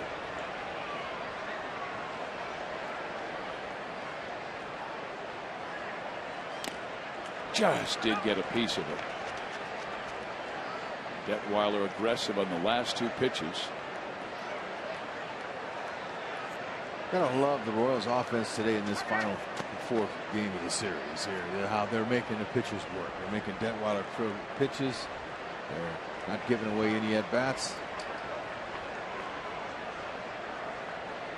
The 8th pitch in this at bat coming to Paulo Orlando. Foul back.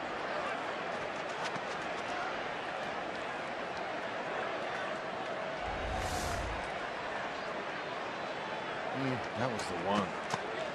Right down Broadway.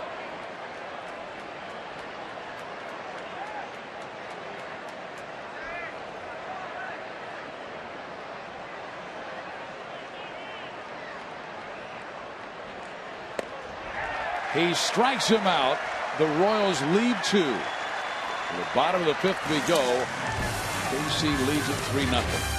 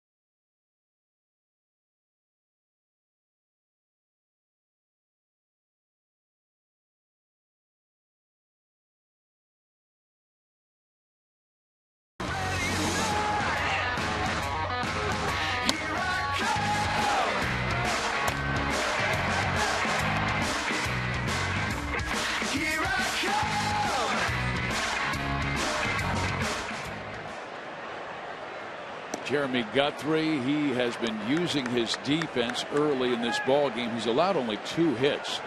Pitching to contact, keeping it down, moving it around. Got a key strikeout of Peguero in that 4th inning with a man in scoring position. Now he'll open against Thomas Field, Carlos Corcoran, and Delino DeShields in the 5th. And he throws a strike.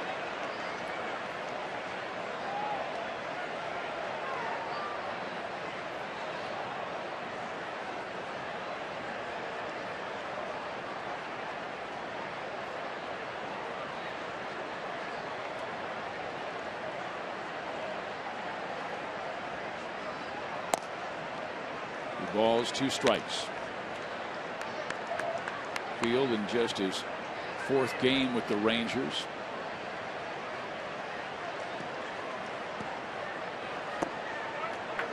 Now a 3-2 count. Really want to be able to control the bottom of the order, as the top 4 guys have been so hot. Field with a swing and a grounder foul. Let's check out our Academy Sports and Outdoors starters comparison, and a dejected Ross Detweiler likely out of the game. Gave up 3 runs in 5 innings and is close to 110 pitches. So we're expecting to see Bass, who is warming up, come out for the 6th. Ground ball. Escobar can't make a play.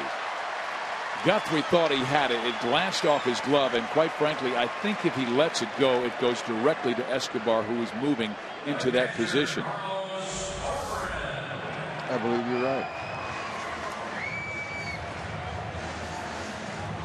Hard to take the competitiveness away from the pitcher. Look at him, he just missed that. He catches that's an easy 1-3. But you know, Escobar did all he could do or die there.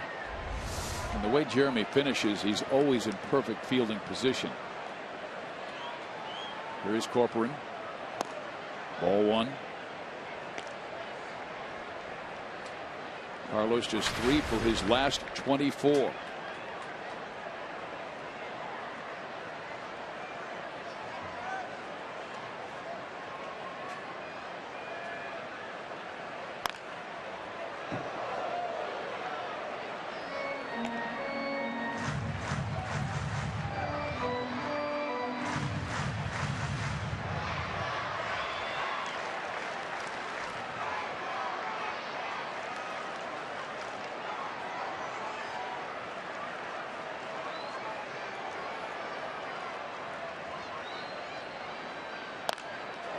And that ball's knocked to center field.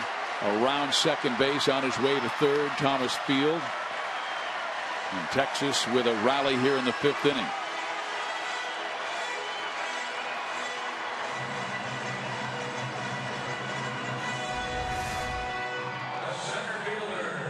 Yeah, that ball is up, obviously breaking ball at the top of the zone. Easy pitch to see and hit. Easier than the other ones, because it's elevated right up there in your eye level. Shields would be tough to double up. He's quick. If he hits it hard at somebody, they can roll it. Ball 1. Guthrie's pitch count at 77. Only 32 have missed. He hasn't walked a batter, but he has hit Prince Fielder twice.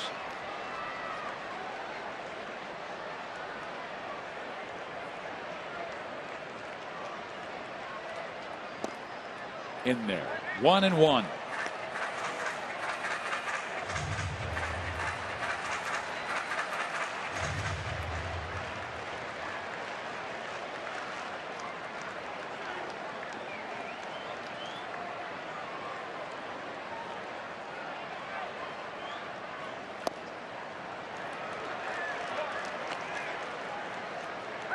He's been very, very sharp when he's been able to get ahead.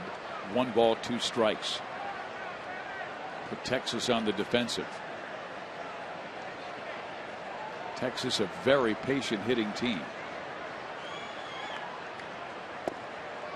A little bit low. 2 balls, 2 strikes. As a matter of fact, they came into the game with 43 more walks already than Kansas City. Guthrie doing a good job right now keeping the ball down. You know, against the Shields, when nobody on, you want to pitch him up in the zone so he pops it up. But right here, you want to stay away from the sacrifice fly. Keep it down. And DeShields drops one into right field, so he stays hot. And Texas has their first run of the game, and now the hot guys come up. 3 straight hits by the bottom of the order.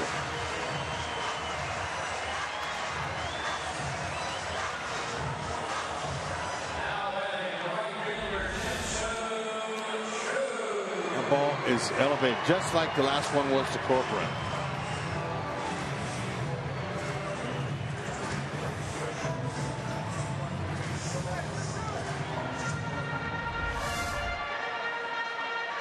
And on a 1-2 count. First 4 innings, he was really good at finishing guys off when he got ahead. That's way too good to be that far ahead. Now the hottest hitter in the Texas lineup coming up, Shin Soo Choo.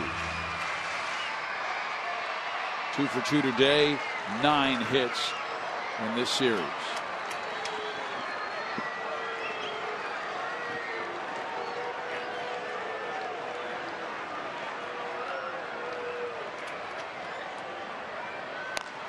Ground ball second.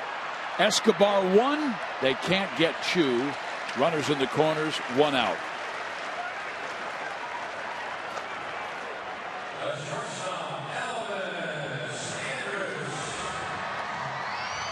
Not sure if Escobar couldn't get it out of his glove or if he just elected not to throw. And DeShields is right up on him there. I don't think he got a good grip on it.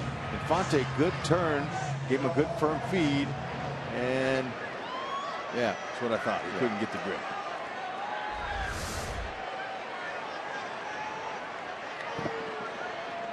So now Andrus, the batter, he lined into a double play last time up.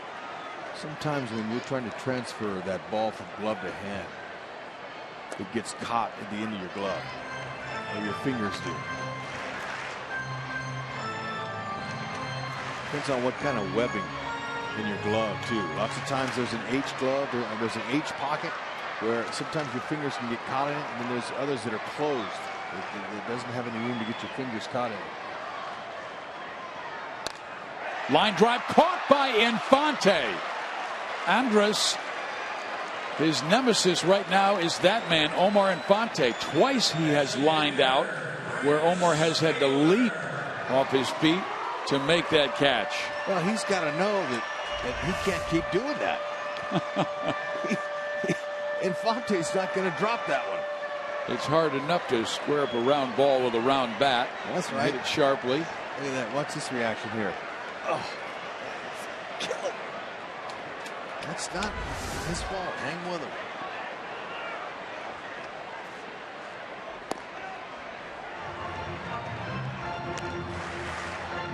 Prince Fielder so hot, and he has been on twice hit by a pitch by Jeremy.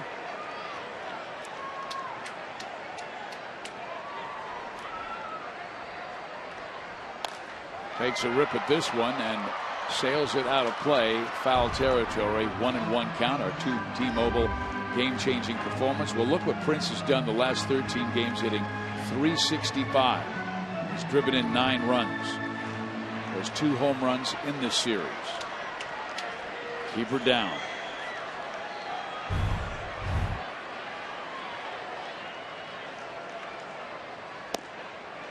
A strike.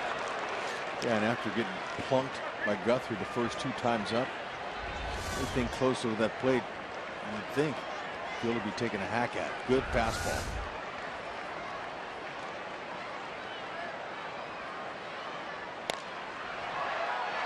Shallow center. Dyson with the dive, can't make the play. A run scores. It's a 3-2 ball game.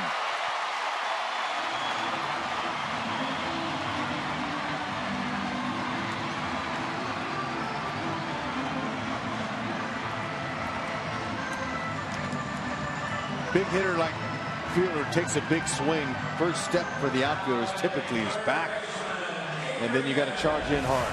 That's what happened. Watch Dyson way at the top of your screen. Started back, hesitated, came in, and it looks like he had a beat on it. It's a better little angle here. Let's see if it looked like he had a chance on the dive here. And he just misjudged it.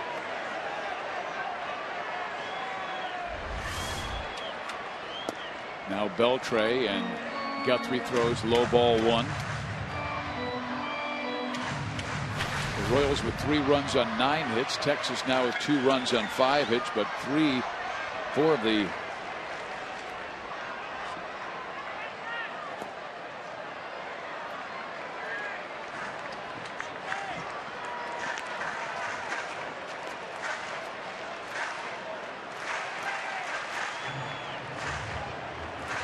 Texas has 6 hits, and 4 of them in this inning.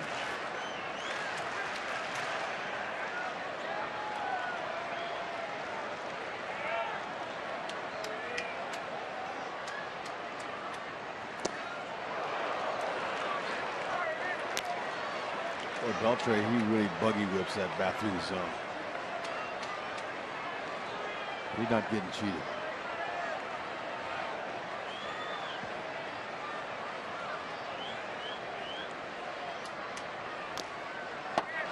Now he's back in the count at 2 balls and 2 strikes. Jeremy, a little misfortune in this inning. He had a ground ball glance off of his glove. If he makes the play, that would have been the first out of Thomas Field. And then, of course, Dyson unable to make the play in center field. Bugs all over the place, and Beltre jumps out of the box to swat him away.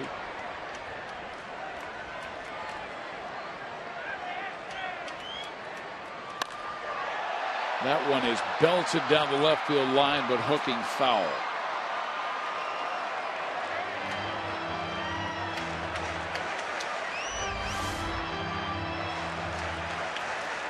Just a tick out in front, and it's a good thing. Guthrie trying to quiet a very hot offense of late. Texas averaging 5 runs per game this month. And there's a grounder. Smash to Escobar. They get the force out of the inning, but 2-run score for Texas. And now they're within 1 of Guthrie and Kansas City.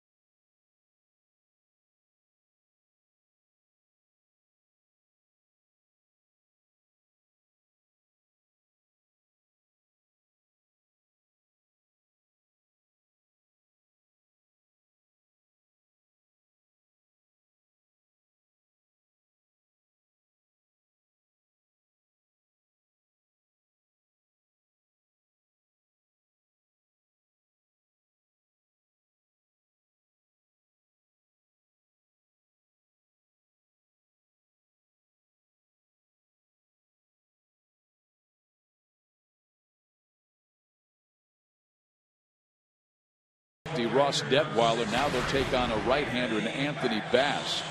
And Bass with a 3.47 ERA, but he's allowed runs in 3 of his last 6 games, and he has allowed a home run in each of those 3 games.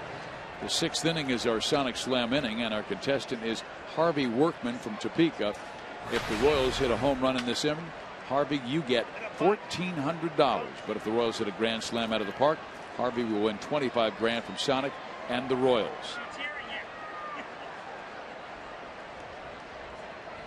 Drew Butera will lead things off, and he takes tight, ball one.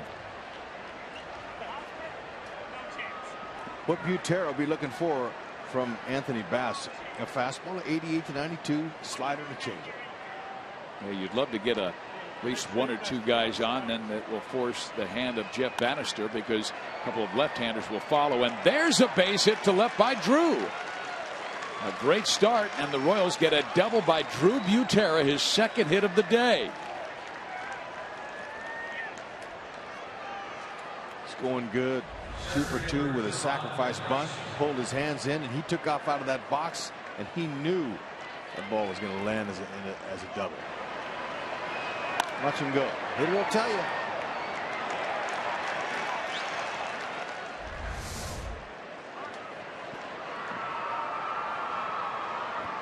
Now Dyson, who might be sacrificing here.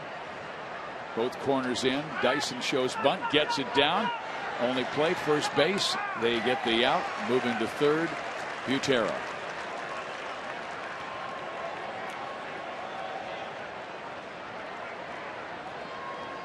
Our Jeep drive of the game is all about Alcides Escobar. What he did with the bases loaded in the fourth inning. He planted one perfectly to right field, drove in 2. He now has 13 RBIs this year, and he gave the Royals at that time a 3-0 lead. And Detweiler, he thought he executed a good pitch on Esky. Esky just spanked it the other way. Mike Maddox coming out for a visit with Anthony Bass with the infield in. How do you think Maddox wants Bass to pitch to Escobar? If the infielders are in, he wants them to keep the ball down, and hopefully Escobar hits that one of the guys. Sacrifice fly situation. You want to try to keep the ball down and not up. Esky's going to hit the ball out, and they're going to get another run. So he's telling him to keep the ball down. And what he'll do with that is try to work that two-seam sinker. He's been very good with runners on this year. Strike one. Bass out of Dearborn, Michigan. Played his college baseball at Wayne State in Detroit. And a little time in the big leagues with the Padres and Astros. There's a base hit. Escobar has driven in 3 today.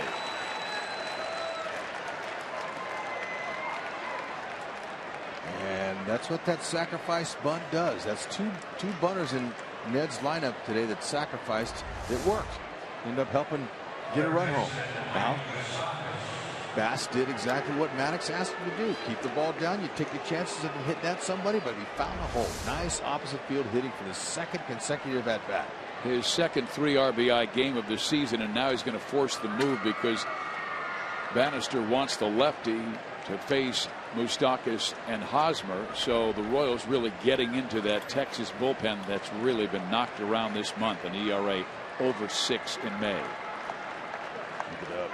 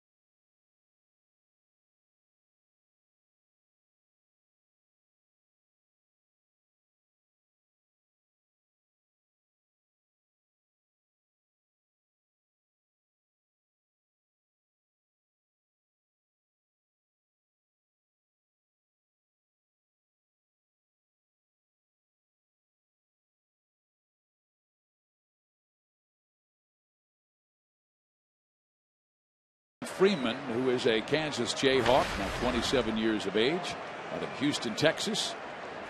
Just called up yesterday. He had a 1.13 ERA in 8 games at AAA. He is very good against lefties. At Round Rock, lefties only were 1 for 14 against him, but he'll face major league lefties in Moustakas and Hosmer here. Sam, he has experience. Had some postseason experience with the Cardinals last year. He's good. He's got a good fastball. Pretty good breaking ball. He was acquired in a March 28th trade with St. Louis. 3 years in the major leagues. He's pitched in 81 games. A lot of walks, though. Yeah, he'll sink his fastball and a big breaker to Moose. He swings and the ball misses and gets away, and there goes Escobar to second base. Not sure if that'll be a wild pitch or a fast ball. If Corcoran got his hand on it, or his glove on it. Did he get crossed Good up? heads up from Escobar. It almost looked like Moose fouled it off, but the swing came right across the eye level of Corcoran on the catcher. And you couldn't see it. I think it's a pass ball. It is. And Rex, I just wonder if he was crossed up. Could have been. And also, sometimes when that hitter swings and his bat is right on the plane of the eye level of the catcher, so he couldn't see it. Just how quickly he called time and ran out to talk to Sam.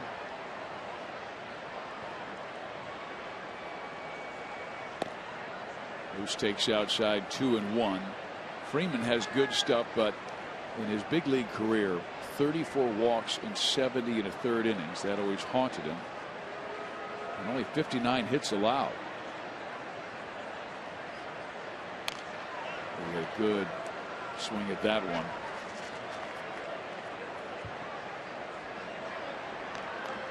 The Royals with a double, a sacrifice, a single to up the lead to 4-2.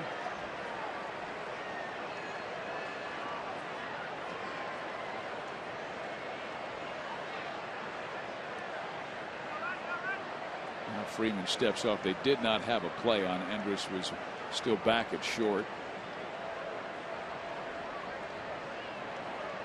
This is Freeman's Rangers debut.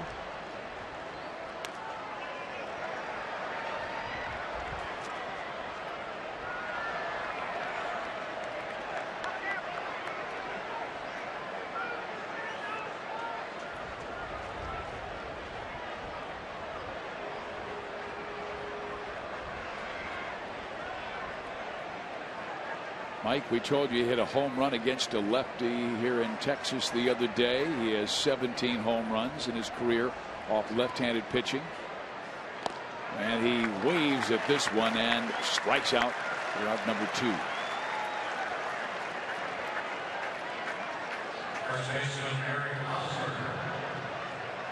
Well, John Daniels, the general manager, has been searching for bullpen help. And he's made 3 moves to bring in 3 new members to the bullpen during this series. Freeman he added yesterday, and today he brought up Fujikawa. And Hosmer swings and pops it up foul territory. Beltre over, he can't reach it, but he had a great effort as the ball was about 3 rows up.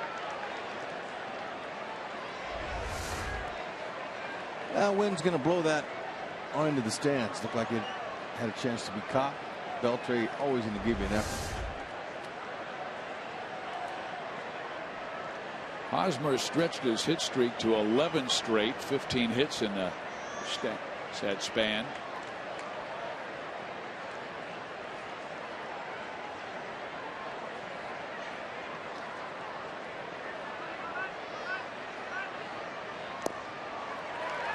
Nothing in 2.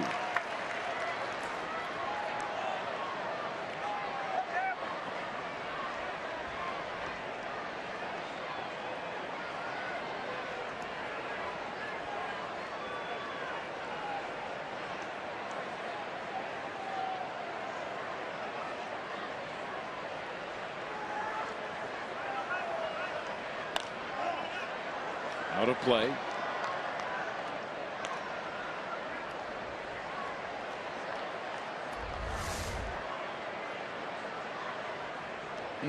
Haas got it. Head position was better on that. He wasn't trying to pull it. Just couldn't get it. Well, after that, you wonder if he'll throw in that breaking ball that sweeps down and away from a lefty batter. Had a good chance of it.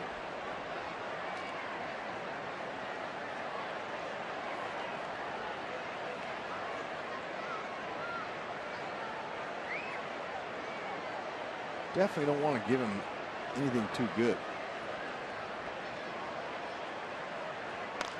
Hosmer tries to take a shot at left field and slices it into the seats. So it'll stay 0-2.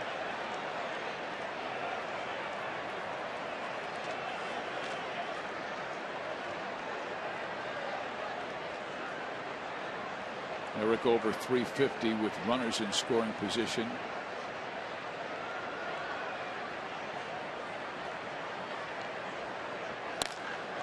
He hits that one well to center field. Back goes to Shields. It is gone on an 0-2 count. Harvey Workman in Topeka, Kansas. You're buying tonight. I can't understand Sam Freeman. 0-2. Don't want to give him anything too good to hit. Hosmer was on the first 0-2 pitch, and that second pitch there was a cookie, and he shows his opposite field pop again. And way to go on the sonic slam. Oh, that ball's right down the middle. 0-2? Really? Oh, Hosmer says thank you. And that is a huge pick-me-up for the entire Royals dugout. And rejoiced when Hosmer got in there, and there's Sal picking him up.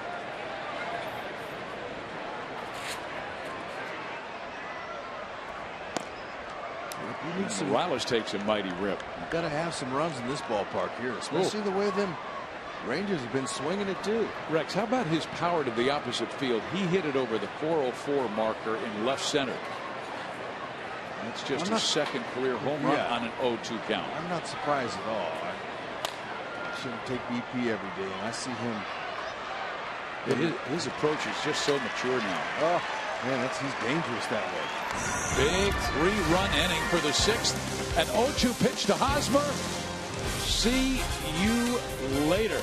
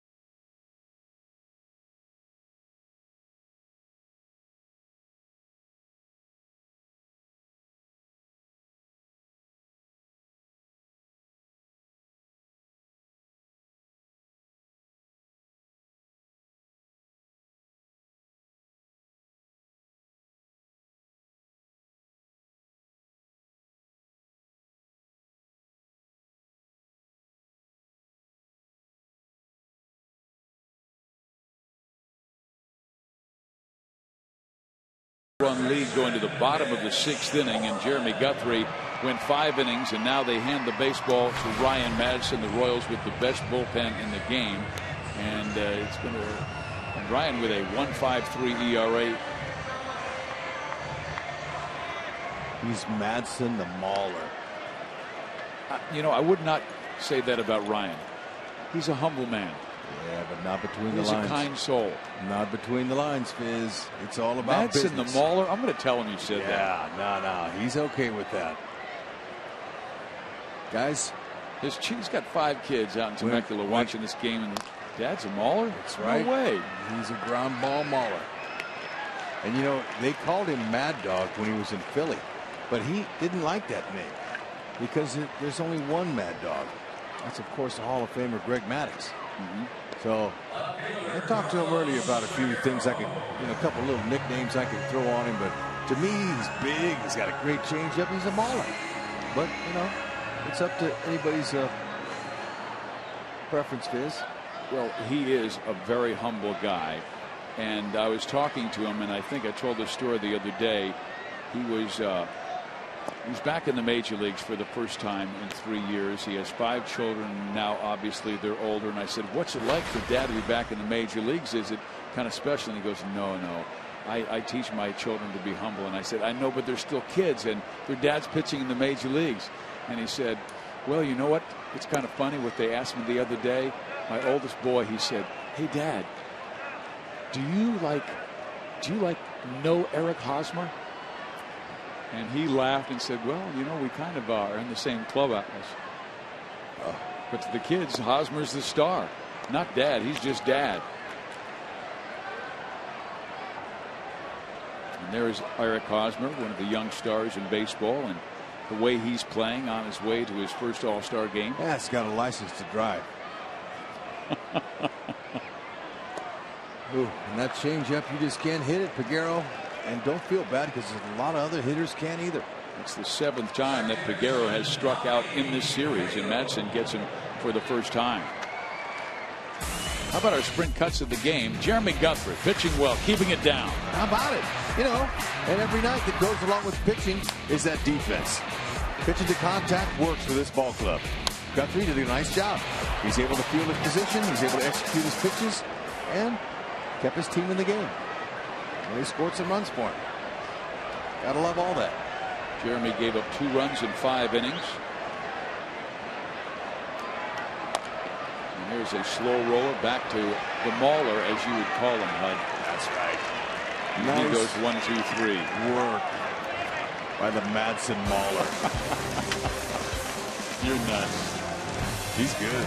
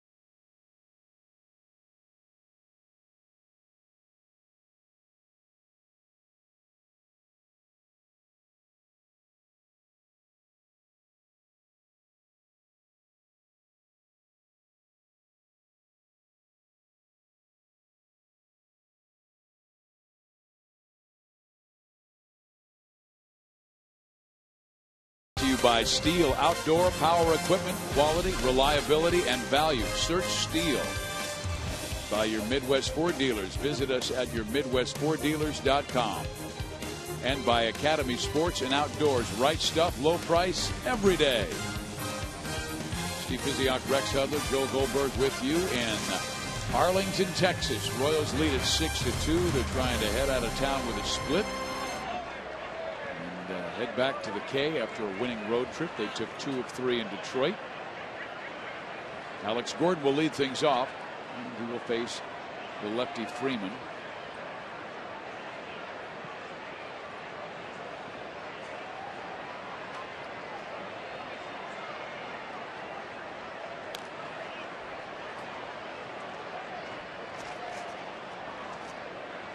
Gordon fouls it back, strike 1. Can you believe that cookie he gave Hosmer? 0-2. He gave not 1 but 2. Hosmer missed 1. Yeah, you and I were talking, thinking he was going to throw him that slider away. Went with the, as you would call, cookie. Hosmer didn't miss. And on a warmer day game, it carried, took off over the 404 sign in left center. Yeah. Hosmer, hey, he's been hitting some line shots. That one he hit at the K. Man, they left the ballpark in 4 seconds. Got 20 feet high off the ground. That one was about 30 or 40 feet off the ground.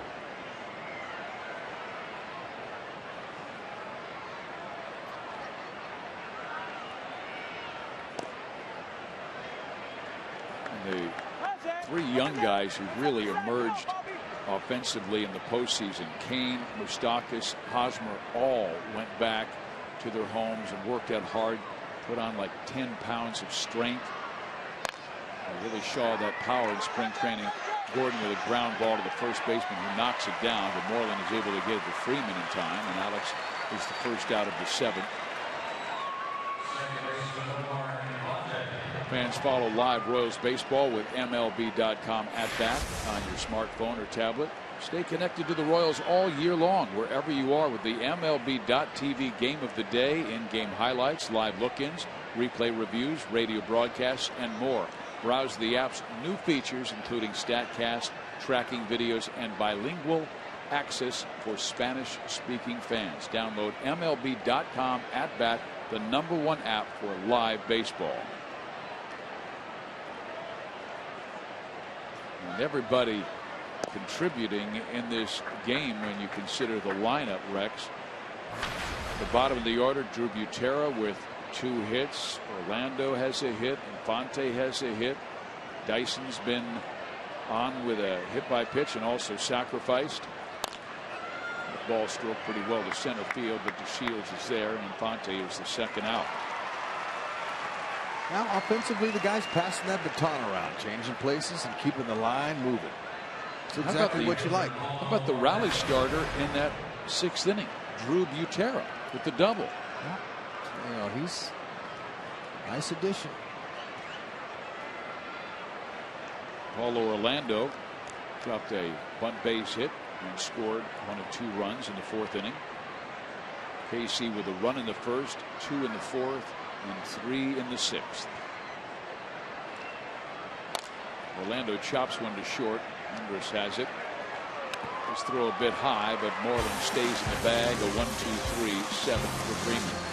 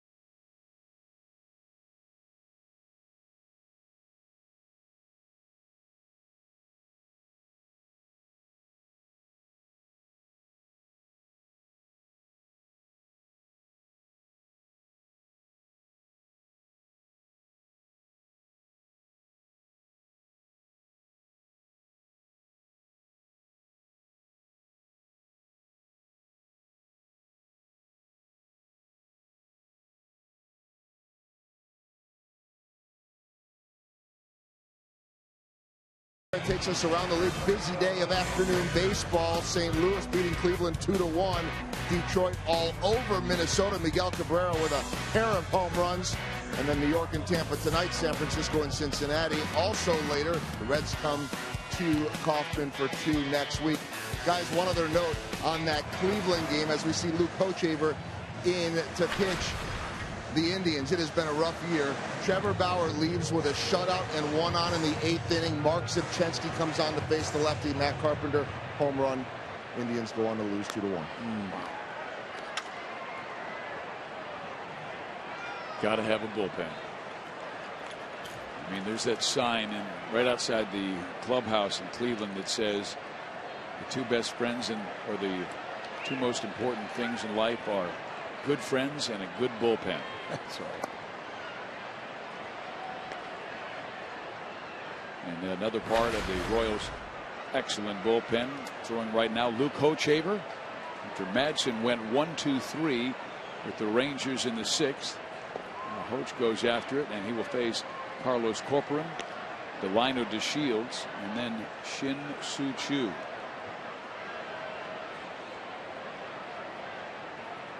Royals led by 1 until they got 3 in the 6th, highlighted by Eric Hosmer's 7th home run of the year.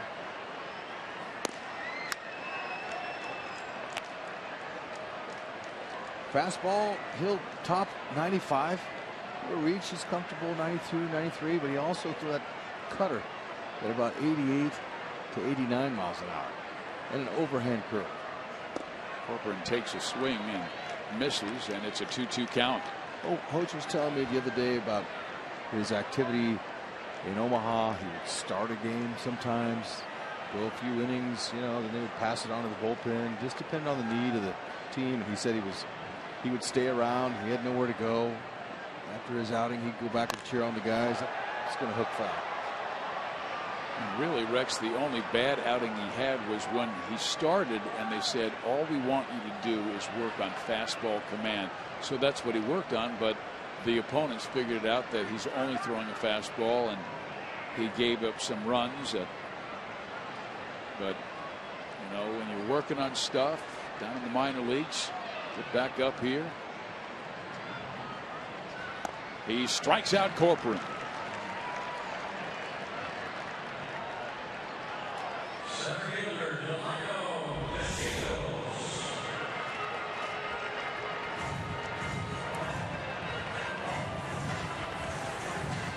Nice cutter.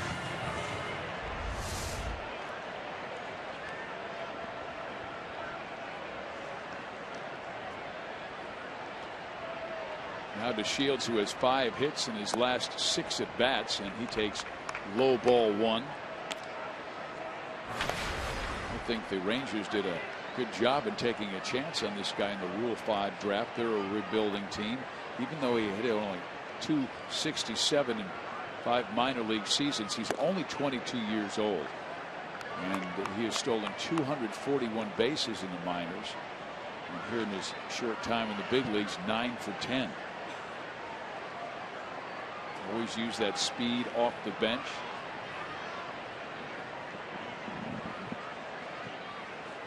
He's been starting a lot in this series because of the injury to the wrist of Leonis Martin, who's their starting center fielder. And it doesn't hurt when you have big league pedigree. We're having a hard time throwing strikes to this guy. 3-1. He may take another.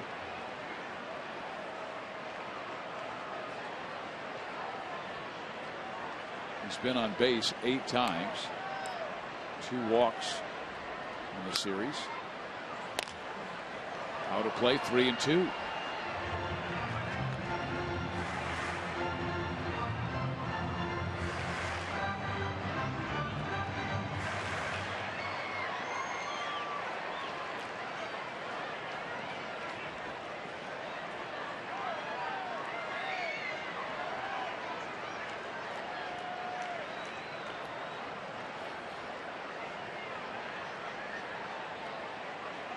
Make him earn his way on.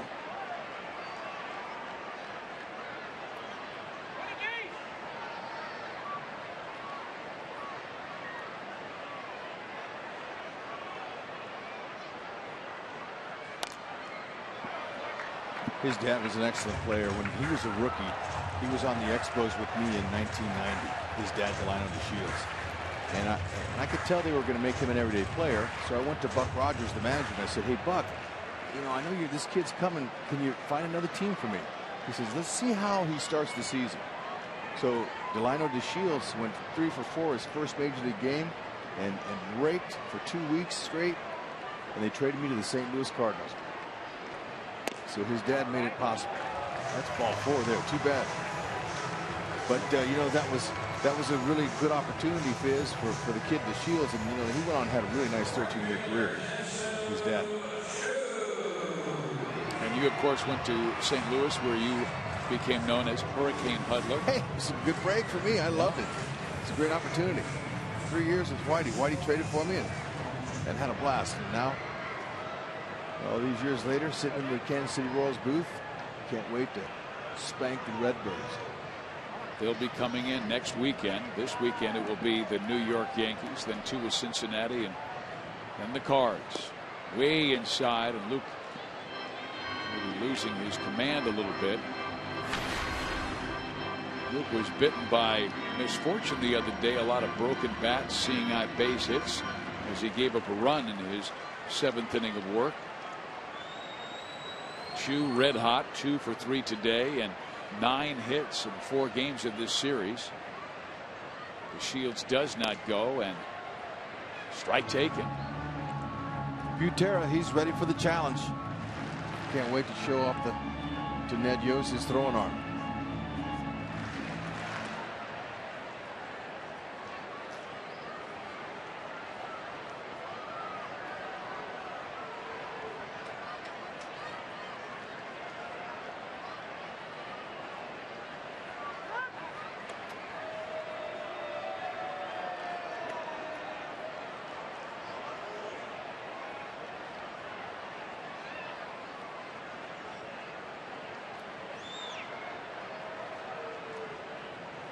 Who was hit in 14 straight games.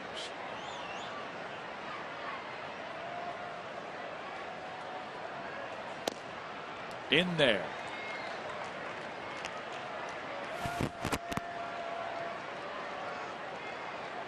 Kelvin Herrera beginning to warm in the Kansas City bullpen.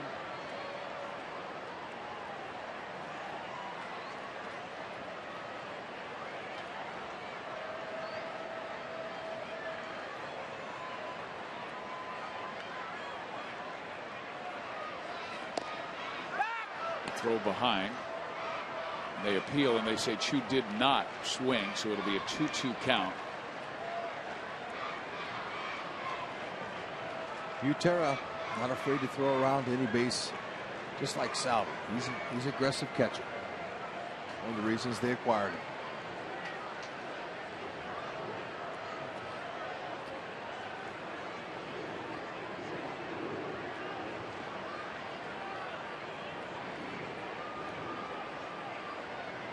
Shaver holding, and finally Chu asks for time and is given it by Chris Conroy, the home plate umpire.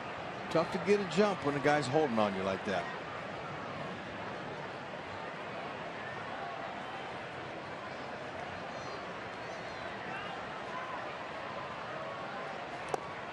Just low.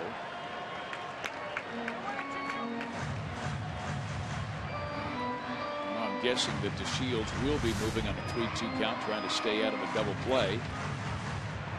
But they did that earlier. And Elvis Andrus, with Chu moving from first base, lined into an inning-ending 4-3 double play. I figured that was, the Royals were lucky. I'll try it again. He goes. Pitch is swung on and hit foul.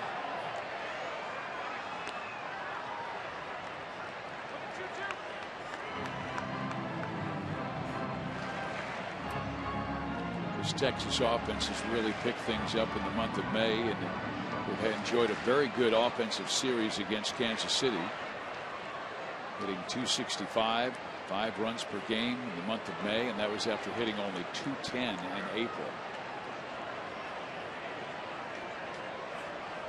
Runner goes. Pitch swung on, hit to center field. That's a base hit. And around to third goes DeShields. So Chu with his 3rd hit of the game and 10th of this series. And Ned Yost is going to bring on Herrera.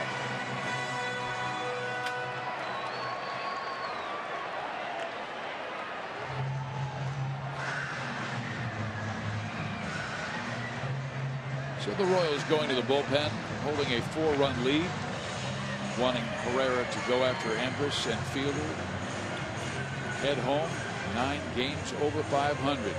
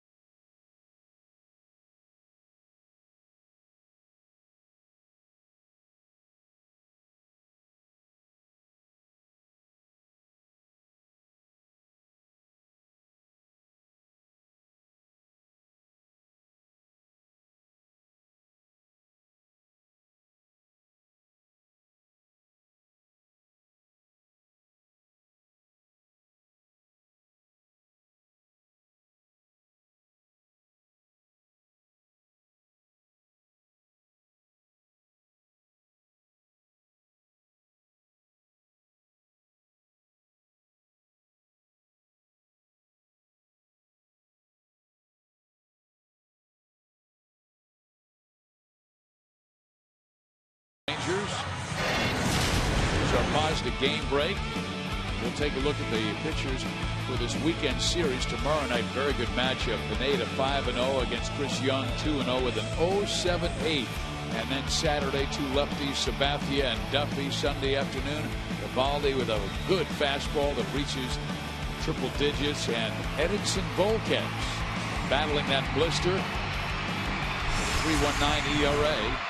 He said he's feeling much better. Herrera will get the call from Ned Yost. His job, get out Andrus and Fielder. And the top 4 in this lineup. This is a big point in this game because the 1 through 4 hitters in this series are now 25 for 60, a 400 batting average. Well, I tell you what, if you're Jeff Bannister, you love that. You want those guys getting on base. Chu is unconscious. Everything that hits his bat falls for a hit. Elvis with a sacrifice and 2 lineouts. Twice he has hit line drives that Omar Infante leaped up and brought down. First pitch, ball 1. Well, Rangers have a long way to go as far as their batting average with runners in scoring position. 225 as a team. Andrus just a $154 coming into this game. There's been a whole lot of clutch hitting.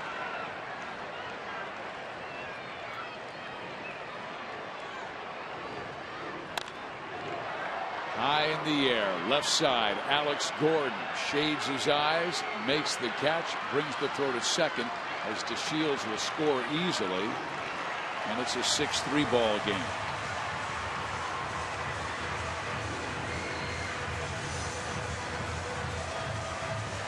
The run will be charged to Luke Hochevar, who walked DeShields with 1 out. And Rex, you'd love to see them get Fielder here. Then you'd have Beltre leading off, and the Royals may not have to face those guys again.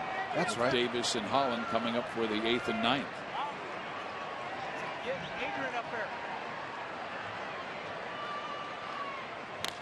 Fielder goes to the opposite field, but that will almost found the seats. It's dropped by the young man in the black t-shirt.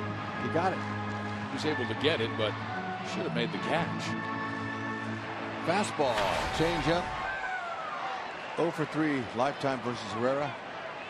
Fastball, upper 90s. Changeup, upper 80s. He'll roll a few breaking balls occasionally.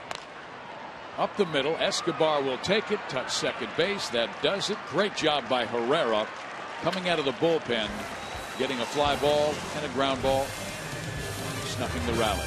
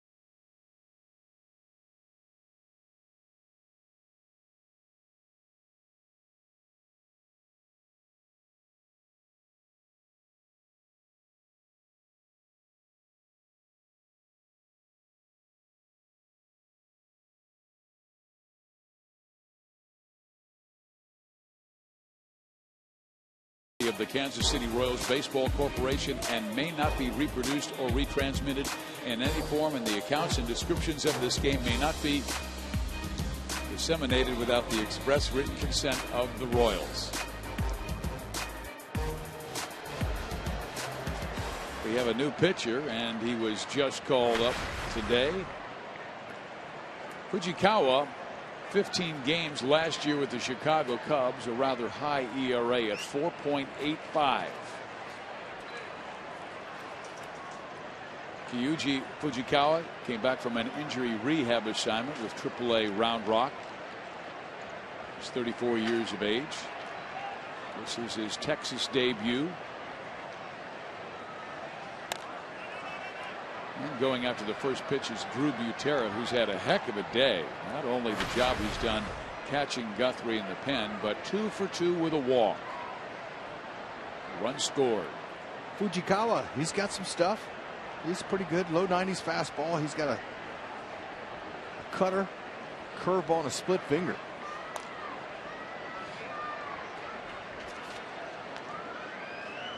He signed with Texas as a free agent on December 16th after spending the previous 2 years in the Cubs organization. He had a 14-month layoff following Tommy John ligament replacement surgery on his right elbow in July of 2013.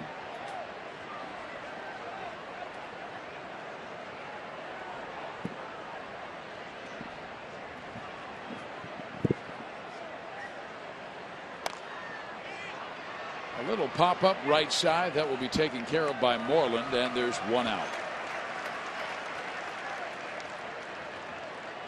Well, with Fujikawa up, the Rangers sent down Spencer Patton, who was with the Royals last year until he was traded in August to Texas for Jason Frazier, who did a terrific job for Kansas City, helping them to the postseason and pitching so well anytime Herrera, Davis, and Holland got tired, and he would fill that 7th, 8th, or 9th inning role.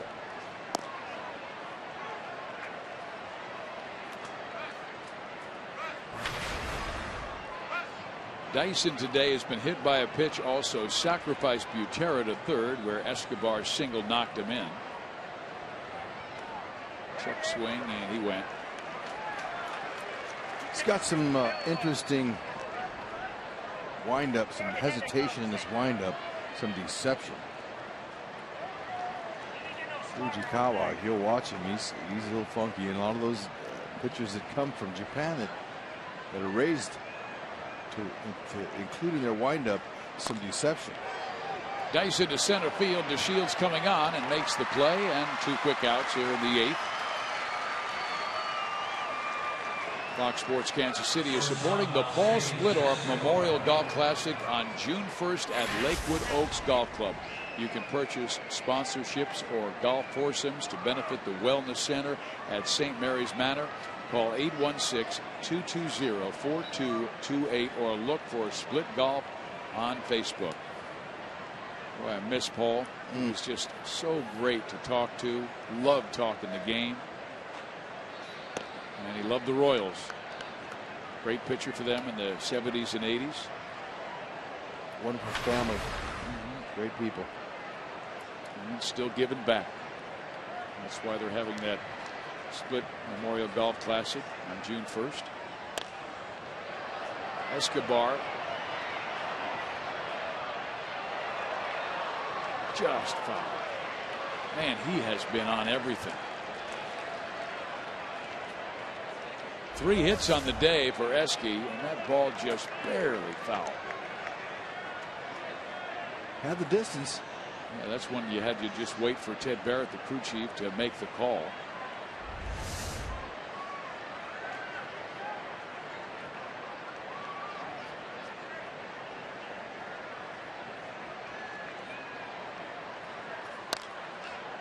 Popped up. And Chu at the line makes the catch. Fujikawa a strong 8th inning. Bottom 8 we go. Wade Davis, will we see him or will we see Herrera? We'll be right back.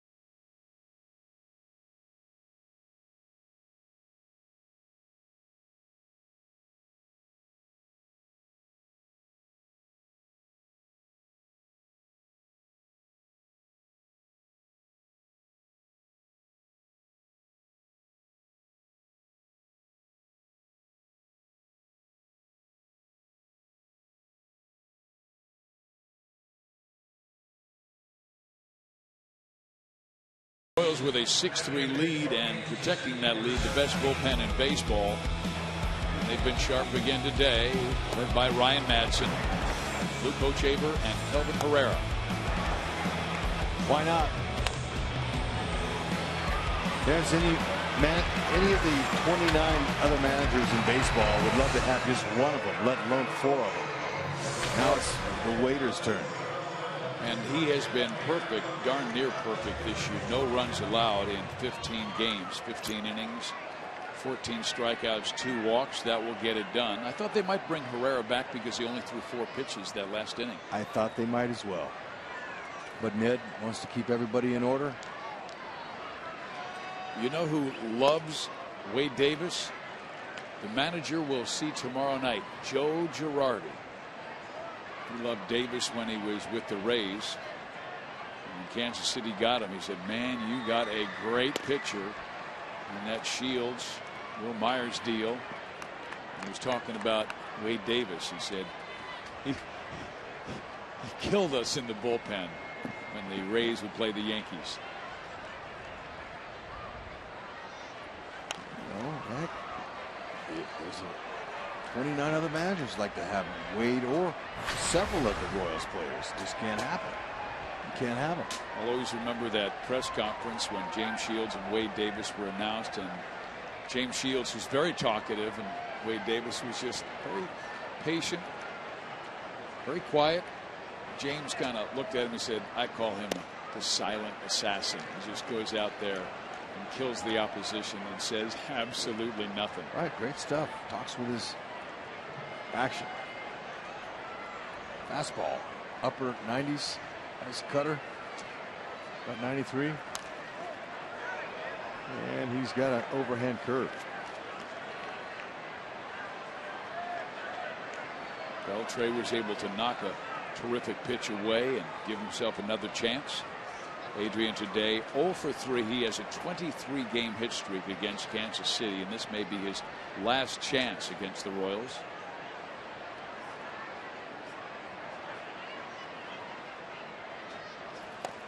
Tight. Cutter. Well, at least until June. That's when they'll come to decay.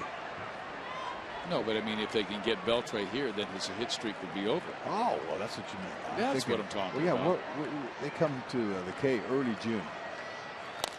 And they got it. That ball comes down, he's out. It comes down in Infante's glove.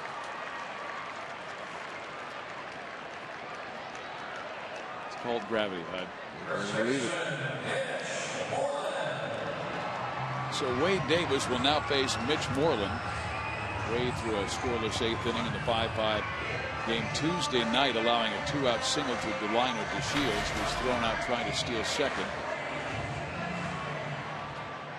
Boy, how important he has been when Greg Holland went to the sideline with the injury to his pectoral muscle. Davis just stepped in and was perfect in his saves.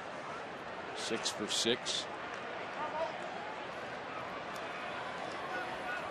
Claudio is the guy who gave up the home run to Mike Moustakas the other night. Warms in the bullpen for the Royal ninth. Moreland takes a strike. Moreland with plenty of power, but Davis has not allowed a home run over his last 93 games. That covers 97 innings dating back to September 4th of 2013. It's crazy.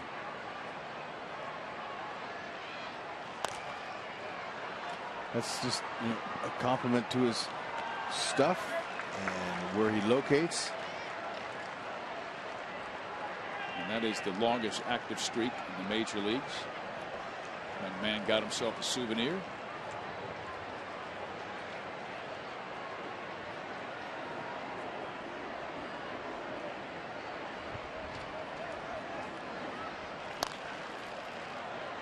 Infante bobbled.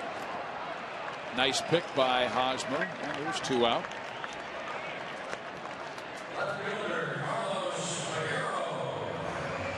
Tonight, Fox Sports Live will get you caught up on NHL and NBA playoff action in today's Major League Baseball games. You can see Fox Sports Live tonight on Fox Sports 1 or see it simulcast right here on Fox Sports Kansas City.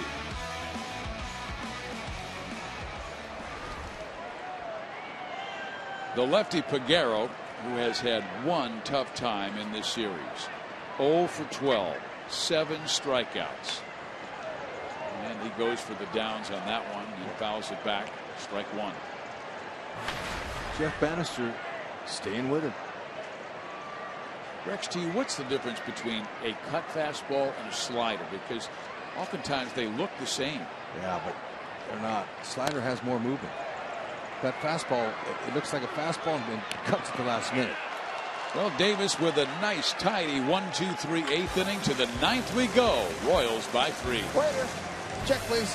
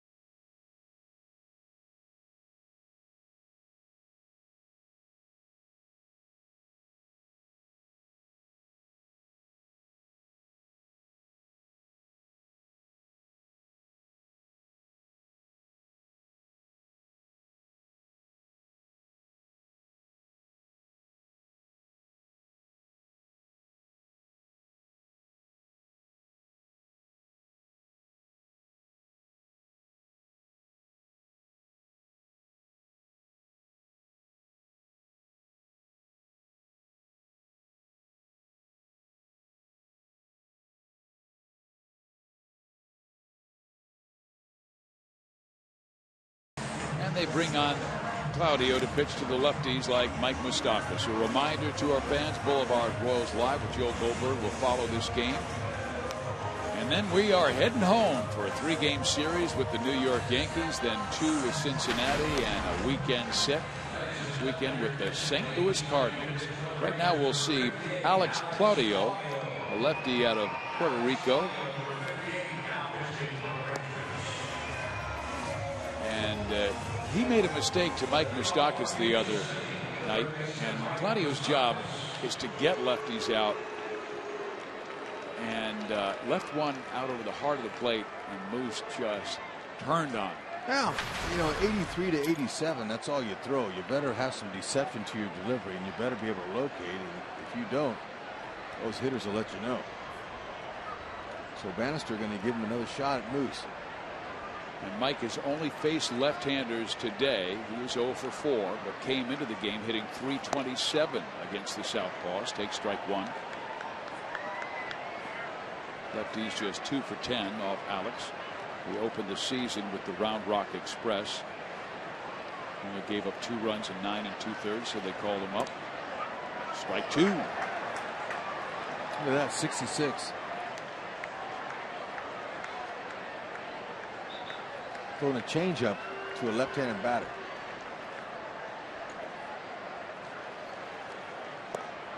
Remember Greg Maddux saying location first, movement second, velocity to him was the 3rd most important. Kind of pitcher that give hitters headaches.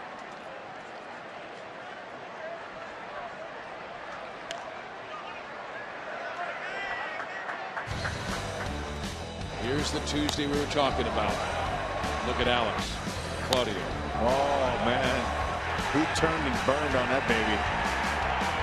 Ripped out a few rows of seats. It was a Moose bomb, and we've heard Moose calls all over the yard here at Globe Life Park. Globe Life. How many names do you think this place has had since '94? 107.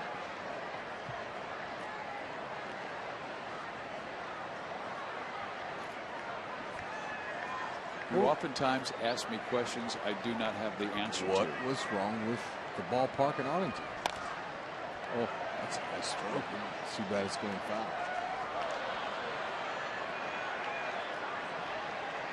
We're in Tropicana Field, and you'll say, how many panels do you think are in the Tropicana roof? I don't know, Rex. I'd ask you that if we were in the Astrodome, because the Astrodome really had all the squares. There you go. 1-2. Mike swings and drives it in the alley, and he has done it again against his southpaw. Puts the brakes on. The throw was offline. Look at that turn, though. Moose wanted to keep going to second. I think he would have made it had he kept going. Well, with that bad throw, if it's an accurate throw, he would have been out. That's a tough throw to read from that angle. But he dropped it in there. Got some top spin on it. Lobbed it right in between them. That's why they call it a tweener.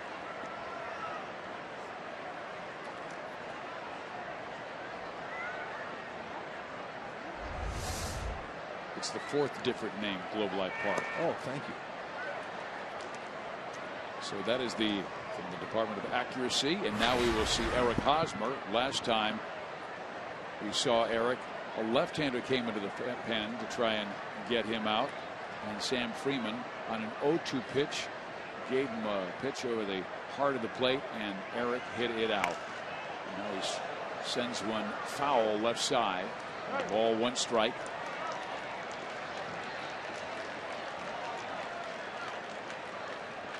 Haas now 2 for 4 in the game. Now he's up that batting average to .328. Remember last night I told you it's the ultimate test against a guy like this who throws from the sidearm. Keep that shoulder in. If Haas can shoot him to left, and then not a bad idea to try to bunt him there. Because Beltre was way back and pulled over towards short, the third baseman for Texas. Yeah, he won't try that again. 2 strikes and you foul it off, you know you're out.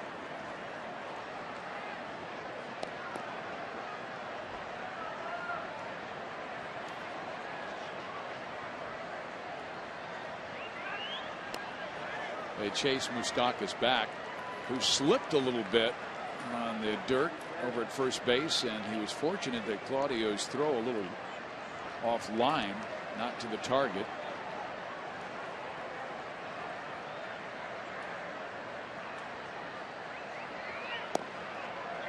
Teased him away, and now 2 balls, 2 strikes.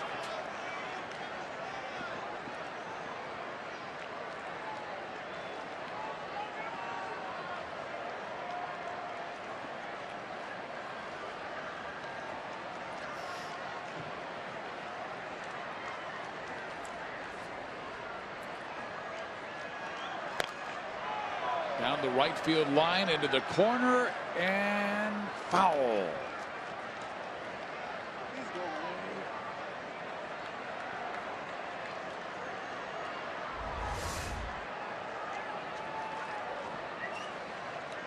Haas has gone line to line on this guy. Foul. Anywhere in the middle. Actually, because Andrus, the shortstop, is playing right up the middle. Maybe try to find a hole somewhere out there.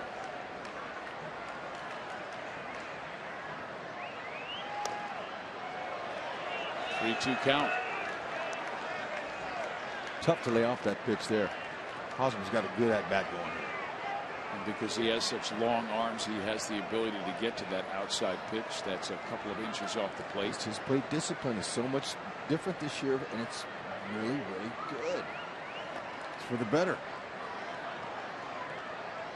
He's spitting on those borderline pitches, and he's getting better pitches to hit and drive. One of the reasons why he's right one of the top RBI leaders in the American League. He's second behind Stephen Vogt of the Oakland A's. Vogt has 30 and Haas with 29. And beautiful swing and base hit, his 3rd of the day. You could just tell, Fizz. He was lining that lefty left field, right field, fouling off, taking borderline pitches. You could tell when the guy's locked in. And he just takes a little slice to the opposite field. Look at the little bat flip he's got going there. He says, yep. He is locked. And it's a beautiful thing right before the Yankees come to town. The Royals now with 14 hits in this ball game. They lead the American League in batting. Came in with a .285 average. That will climb after this one. The batter is Kendrys Morales. You know, and you can't catch the Rangers at a better time. Their offense, they took off when the series started. And they've continued to rake. But the Royals are continuing to hang into games and battling, and they can pull this one off here today. End up splitting the 4-game series. Yeah, Texas had won 7 of their last 10 games, and we told you how well their offense had picked up. Their starting pitching was really strong. And Claudio was able to get inside, and Morales has him down 0-2. The starting pitching, the first 13 games of the year had an ERA over at 5, and the last 21 down near 3. Oh, and Kendrys reached for that one that was out of the strike zone and strikes out. Well, the 2 lefties have got Claudio. That was Moustakas and Hosmer, and he strikes out the right-handed batter. And Kendrys Morales, now he'll face another lefty, and Alex Gordon.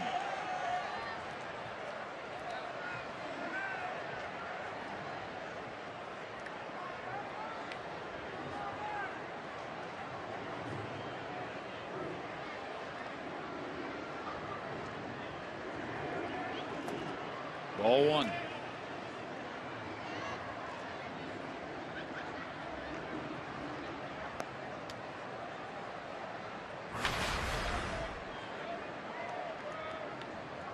Reminder to fans to get your tickets now for that Yankee series this weekend, and then 2 with Cincinnati. Only time the Reds will be in town this year is we're in that rotation playing the National League Central, and then of course the Cardinals next weekend.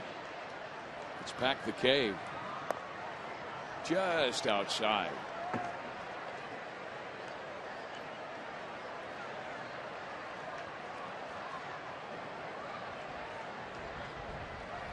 The last homestand was electric. with American League Central foes Detroit and Cleveland. Another good breaking ball.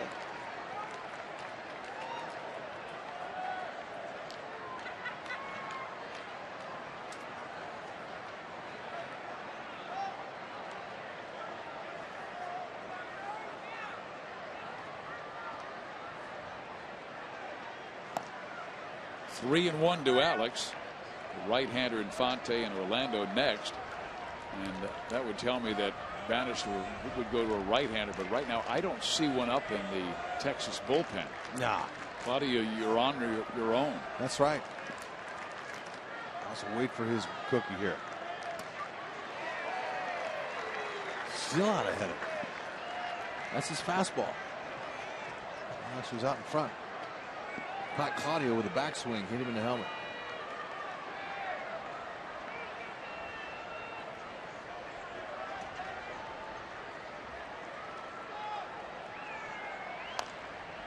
Fouled off.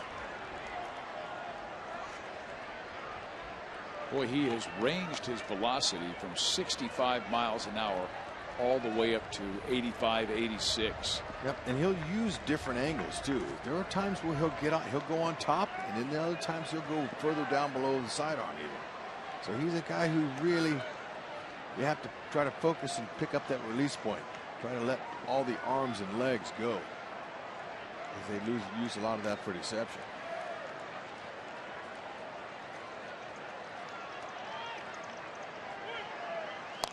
Alex pulls it down the right field line.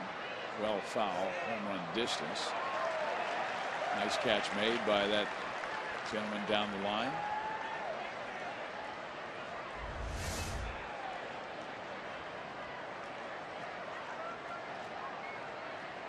No problem.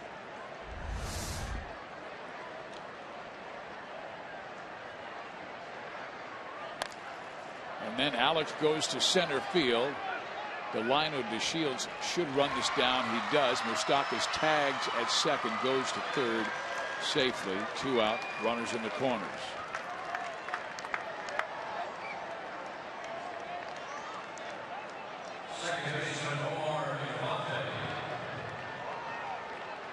With the Royals offense, 3-hit game from Escobar, a 3-hit game from Hosmer, 2 hits from Morales.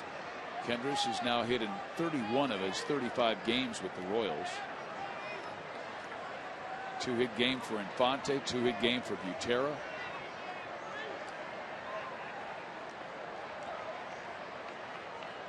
Five guys with multi-hit games. If you're a right-hander and you face this guy, Fizz, you can just get right up on that dish. I mean, stand right up on it. Anything that's elevated, you wait for it. And you just go to flailing and bailing. You try to pull him. You try to put him in the seats. Not too many guys you can do that with. But when a guy doesn't have velocity like that, you can try to park him. Too short. Underhands to the second baseman. The Royals threaten but do not score in the ninth. They do take a 3-run lead to the bottom of the ninth inning. And we will see Greg Holland when we come back.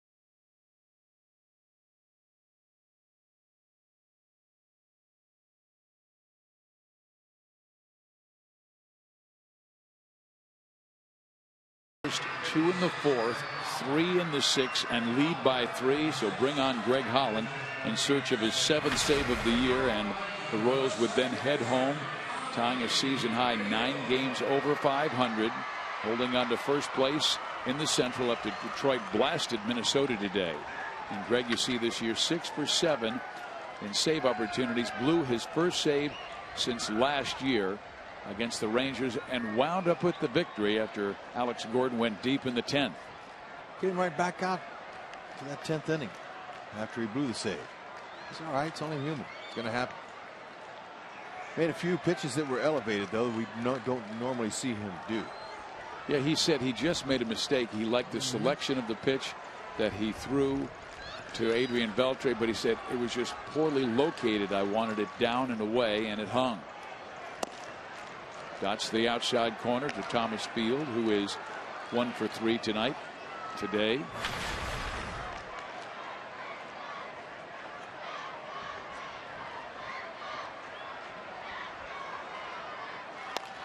Rolls it back to Holland. 1 out. And Texas only has available one left-hander in Martin, and I don't think he is going to play because of that soreness in his wrist. He was said to be day-to-day by Jeff Bannister. They have 3 right-handers in Blanks, Chirinos, and Rosales. But they're going to stay with the lefty Corcoran and with the hot-hitting DeShields, and then the hot guys get up. So Holland would like to go 1, 2, 3 easily here in the 9th and not have to face Chu and the 1 through 4 guys. Strike 1. Corcoran had a hit and a run scored in the 5th inning when Texas was able to draw within 1. Guthrie went 5, gave up 2, and would get the victory.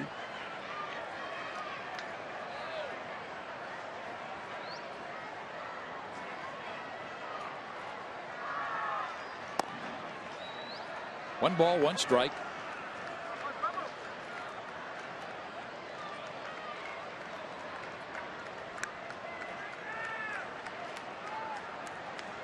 See how he holds that split finger coming up to his glove, but then lots of times he'll change it. Hit sharply. Hosmer so smooth over there. Backhands, comes back to the bag, and 2 out. Well, a win will give Kansas City their 2nd winning road trip. They had that 4-2 trip when they went to Southern California to play the Angels and then to Minnesota. And they also had that 3-3 trip to Chicago and Cleveland. Ned Yost would love to come home with 4 victories, 7 attempts, and take on the American League East leading New York Yankees, who are 21-14. New York is at Tampa Bay, and they're playing a night game, so they're going to get in a little late.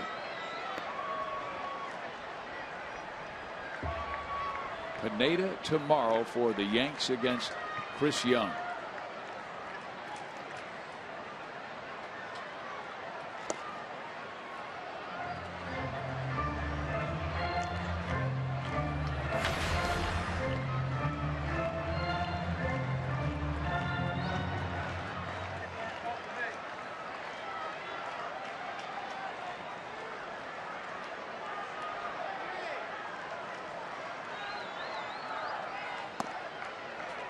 Man, he has been a tough guy to throw strikes to. He shows a lot of plate discipline. Pretty impressed with him as a young major leaguer. Being able to have some good discipline. He's not, they just hack it. And that's the 4th walk he's received in this series. 9th this year, and we'll see Chu again.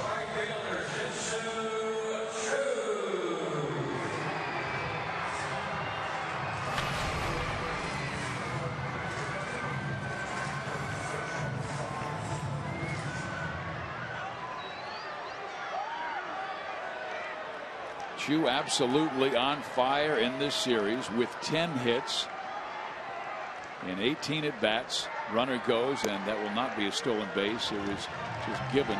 Royals don't care. The only man that matters is the guy who is in the on deck circle, Elvis Andrus. He represents the tying run.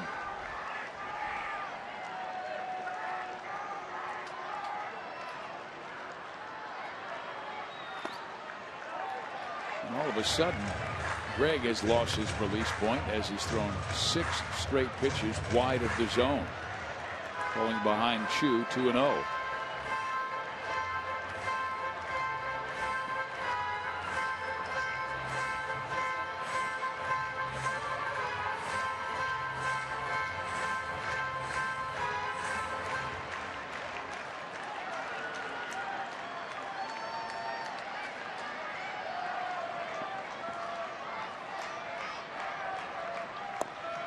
In there, 2-1. Yeah, that's a good spot down low in the zone.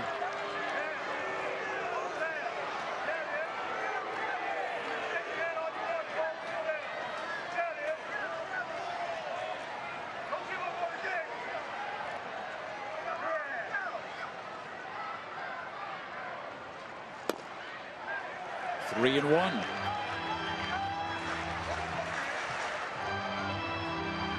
First 2 outs were recorded quickly, getting Field on a comebacker and Corcoran on a ground ball to Hosmer. Got a 4-pitch walk to DeShields. Now a 3-1 count to Chu. And he bounces it in the dirt. And we will see the tying run come to the plate in Elvis Andrus. Dave Island coming out for a visit. He may have noticed something in Holland's delivery that's thrown him off. That's right. That's his job to be able to do that. I can tell you he's swinging a little bit too far to his left. Now he does fall heavy to the right side in that first base line over there.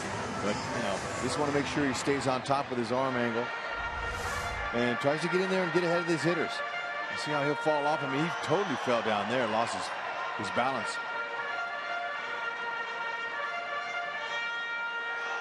Yeah, Greg was telling me on one of his sliders he will fall off a lot more than on the other one. He has a sharp slider, one that has a slower break as well. Andrus takes strike 1. And Elvis has been very patient lately with all 14 of his walks this season in the last 20 games. He is 0 for 3 today with a sacrifice fly.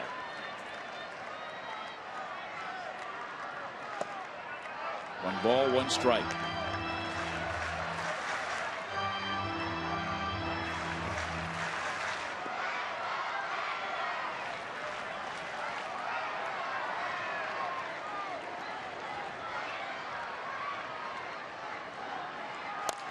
Little comebacker. This should do it. It does, and the Royals do get the split in Texas, winning the finale by a final of 6-3, and Greg Holland nails down his 7th save. So Ned Yost will head home in first place by 1 game over the Detroit Tigers. That's right. Hey, look, way to come back and at least salvage a split of this 4-game series. Head on for a wonderful homestand at the K, where the boys really love to play for those fans. And I tell you, 30,000 plus is a beautiful thing. Well, I'll bet you they get probably around 120,000 this weekend for the New York Yankees series. Why not? Come on out to the K. Still great seats available. And the team is so good. The defense that they play. I mean, again today, a couple of nice plays.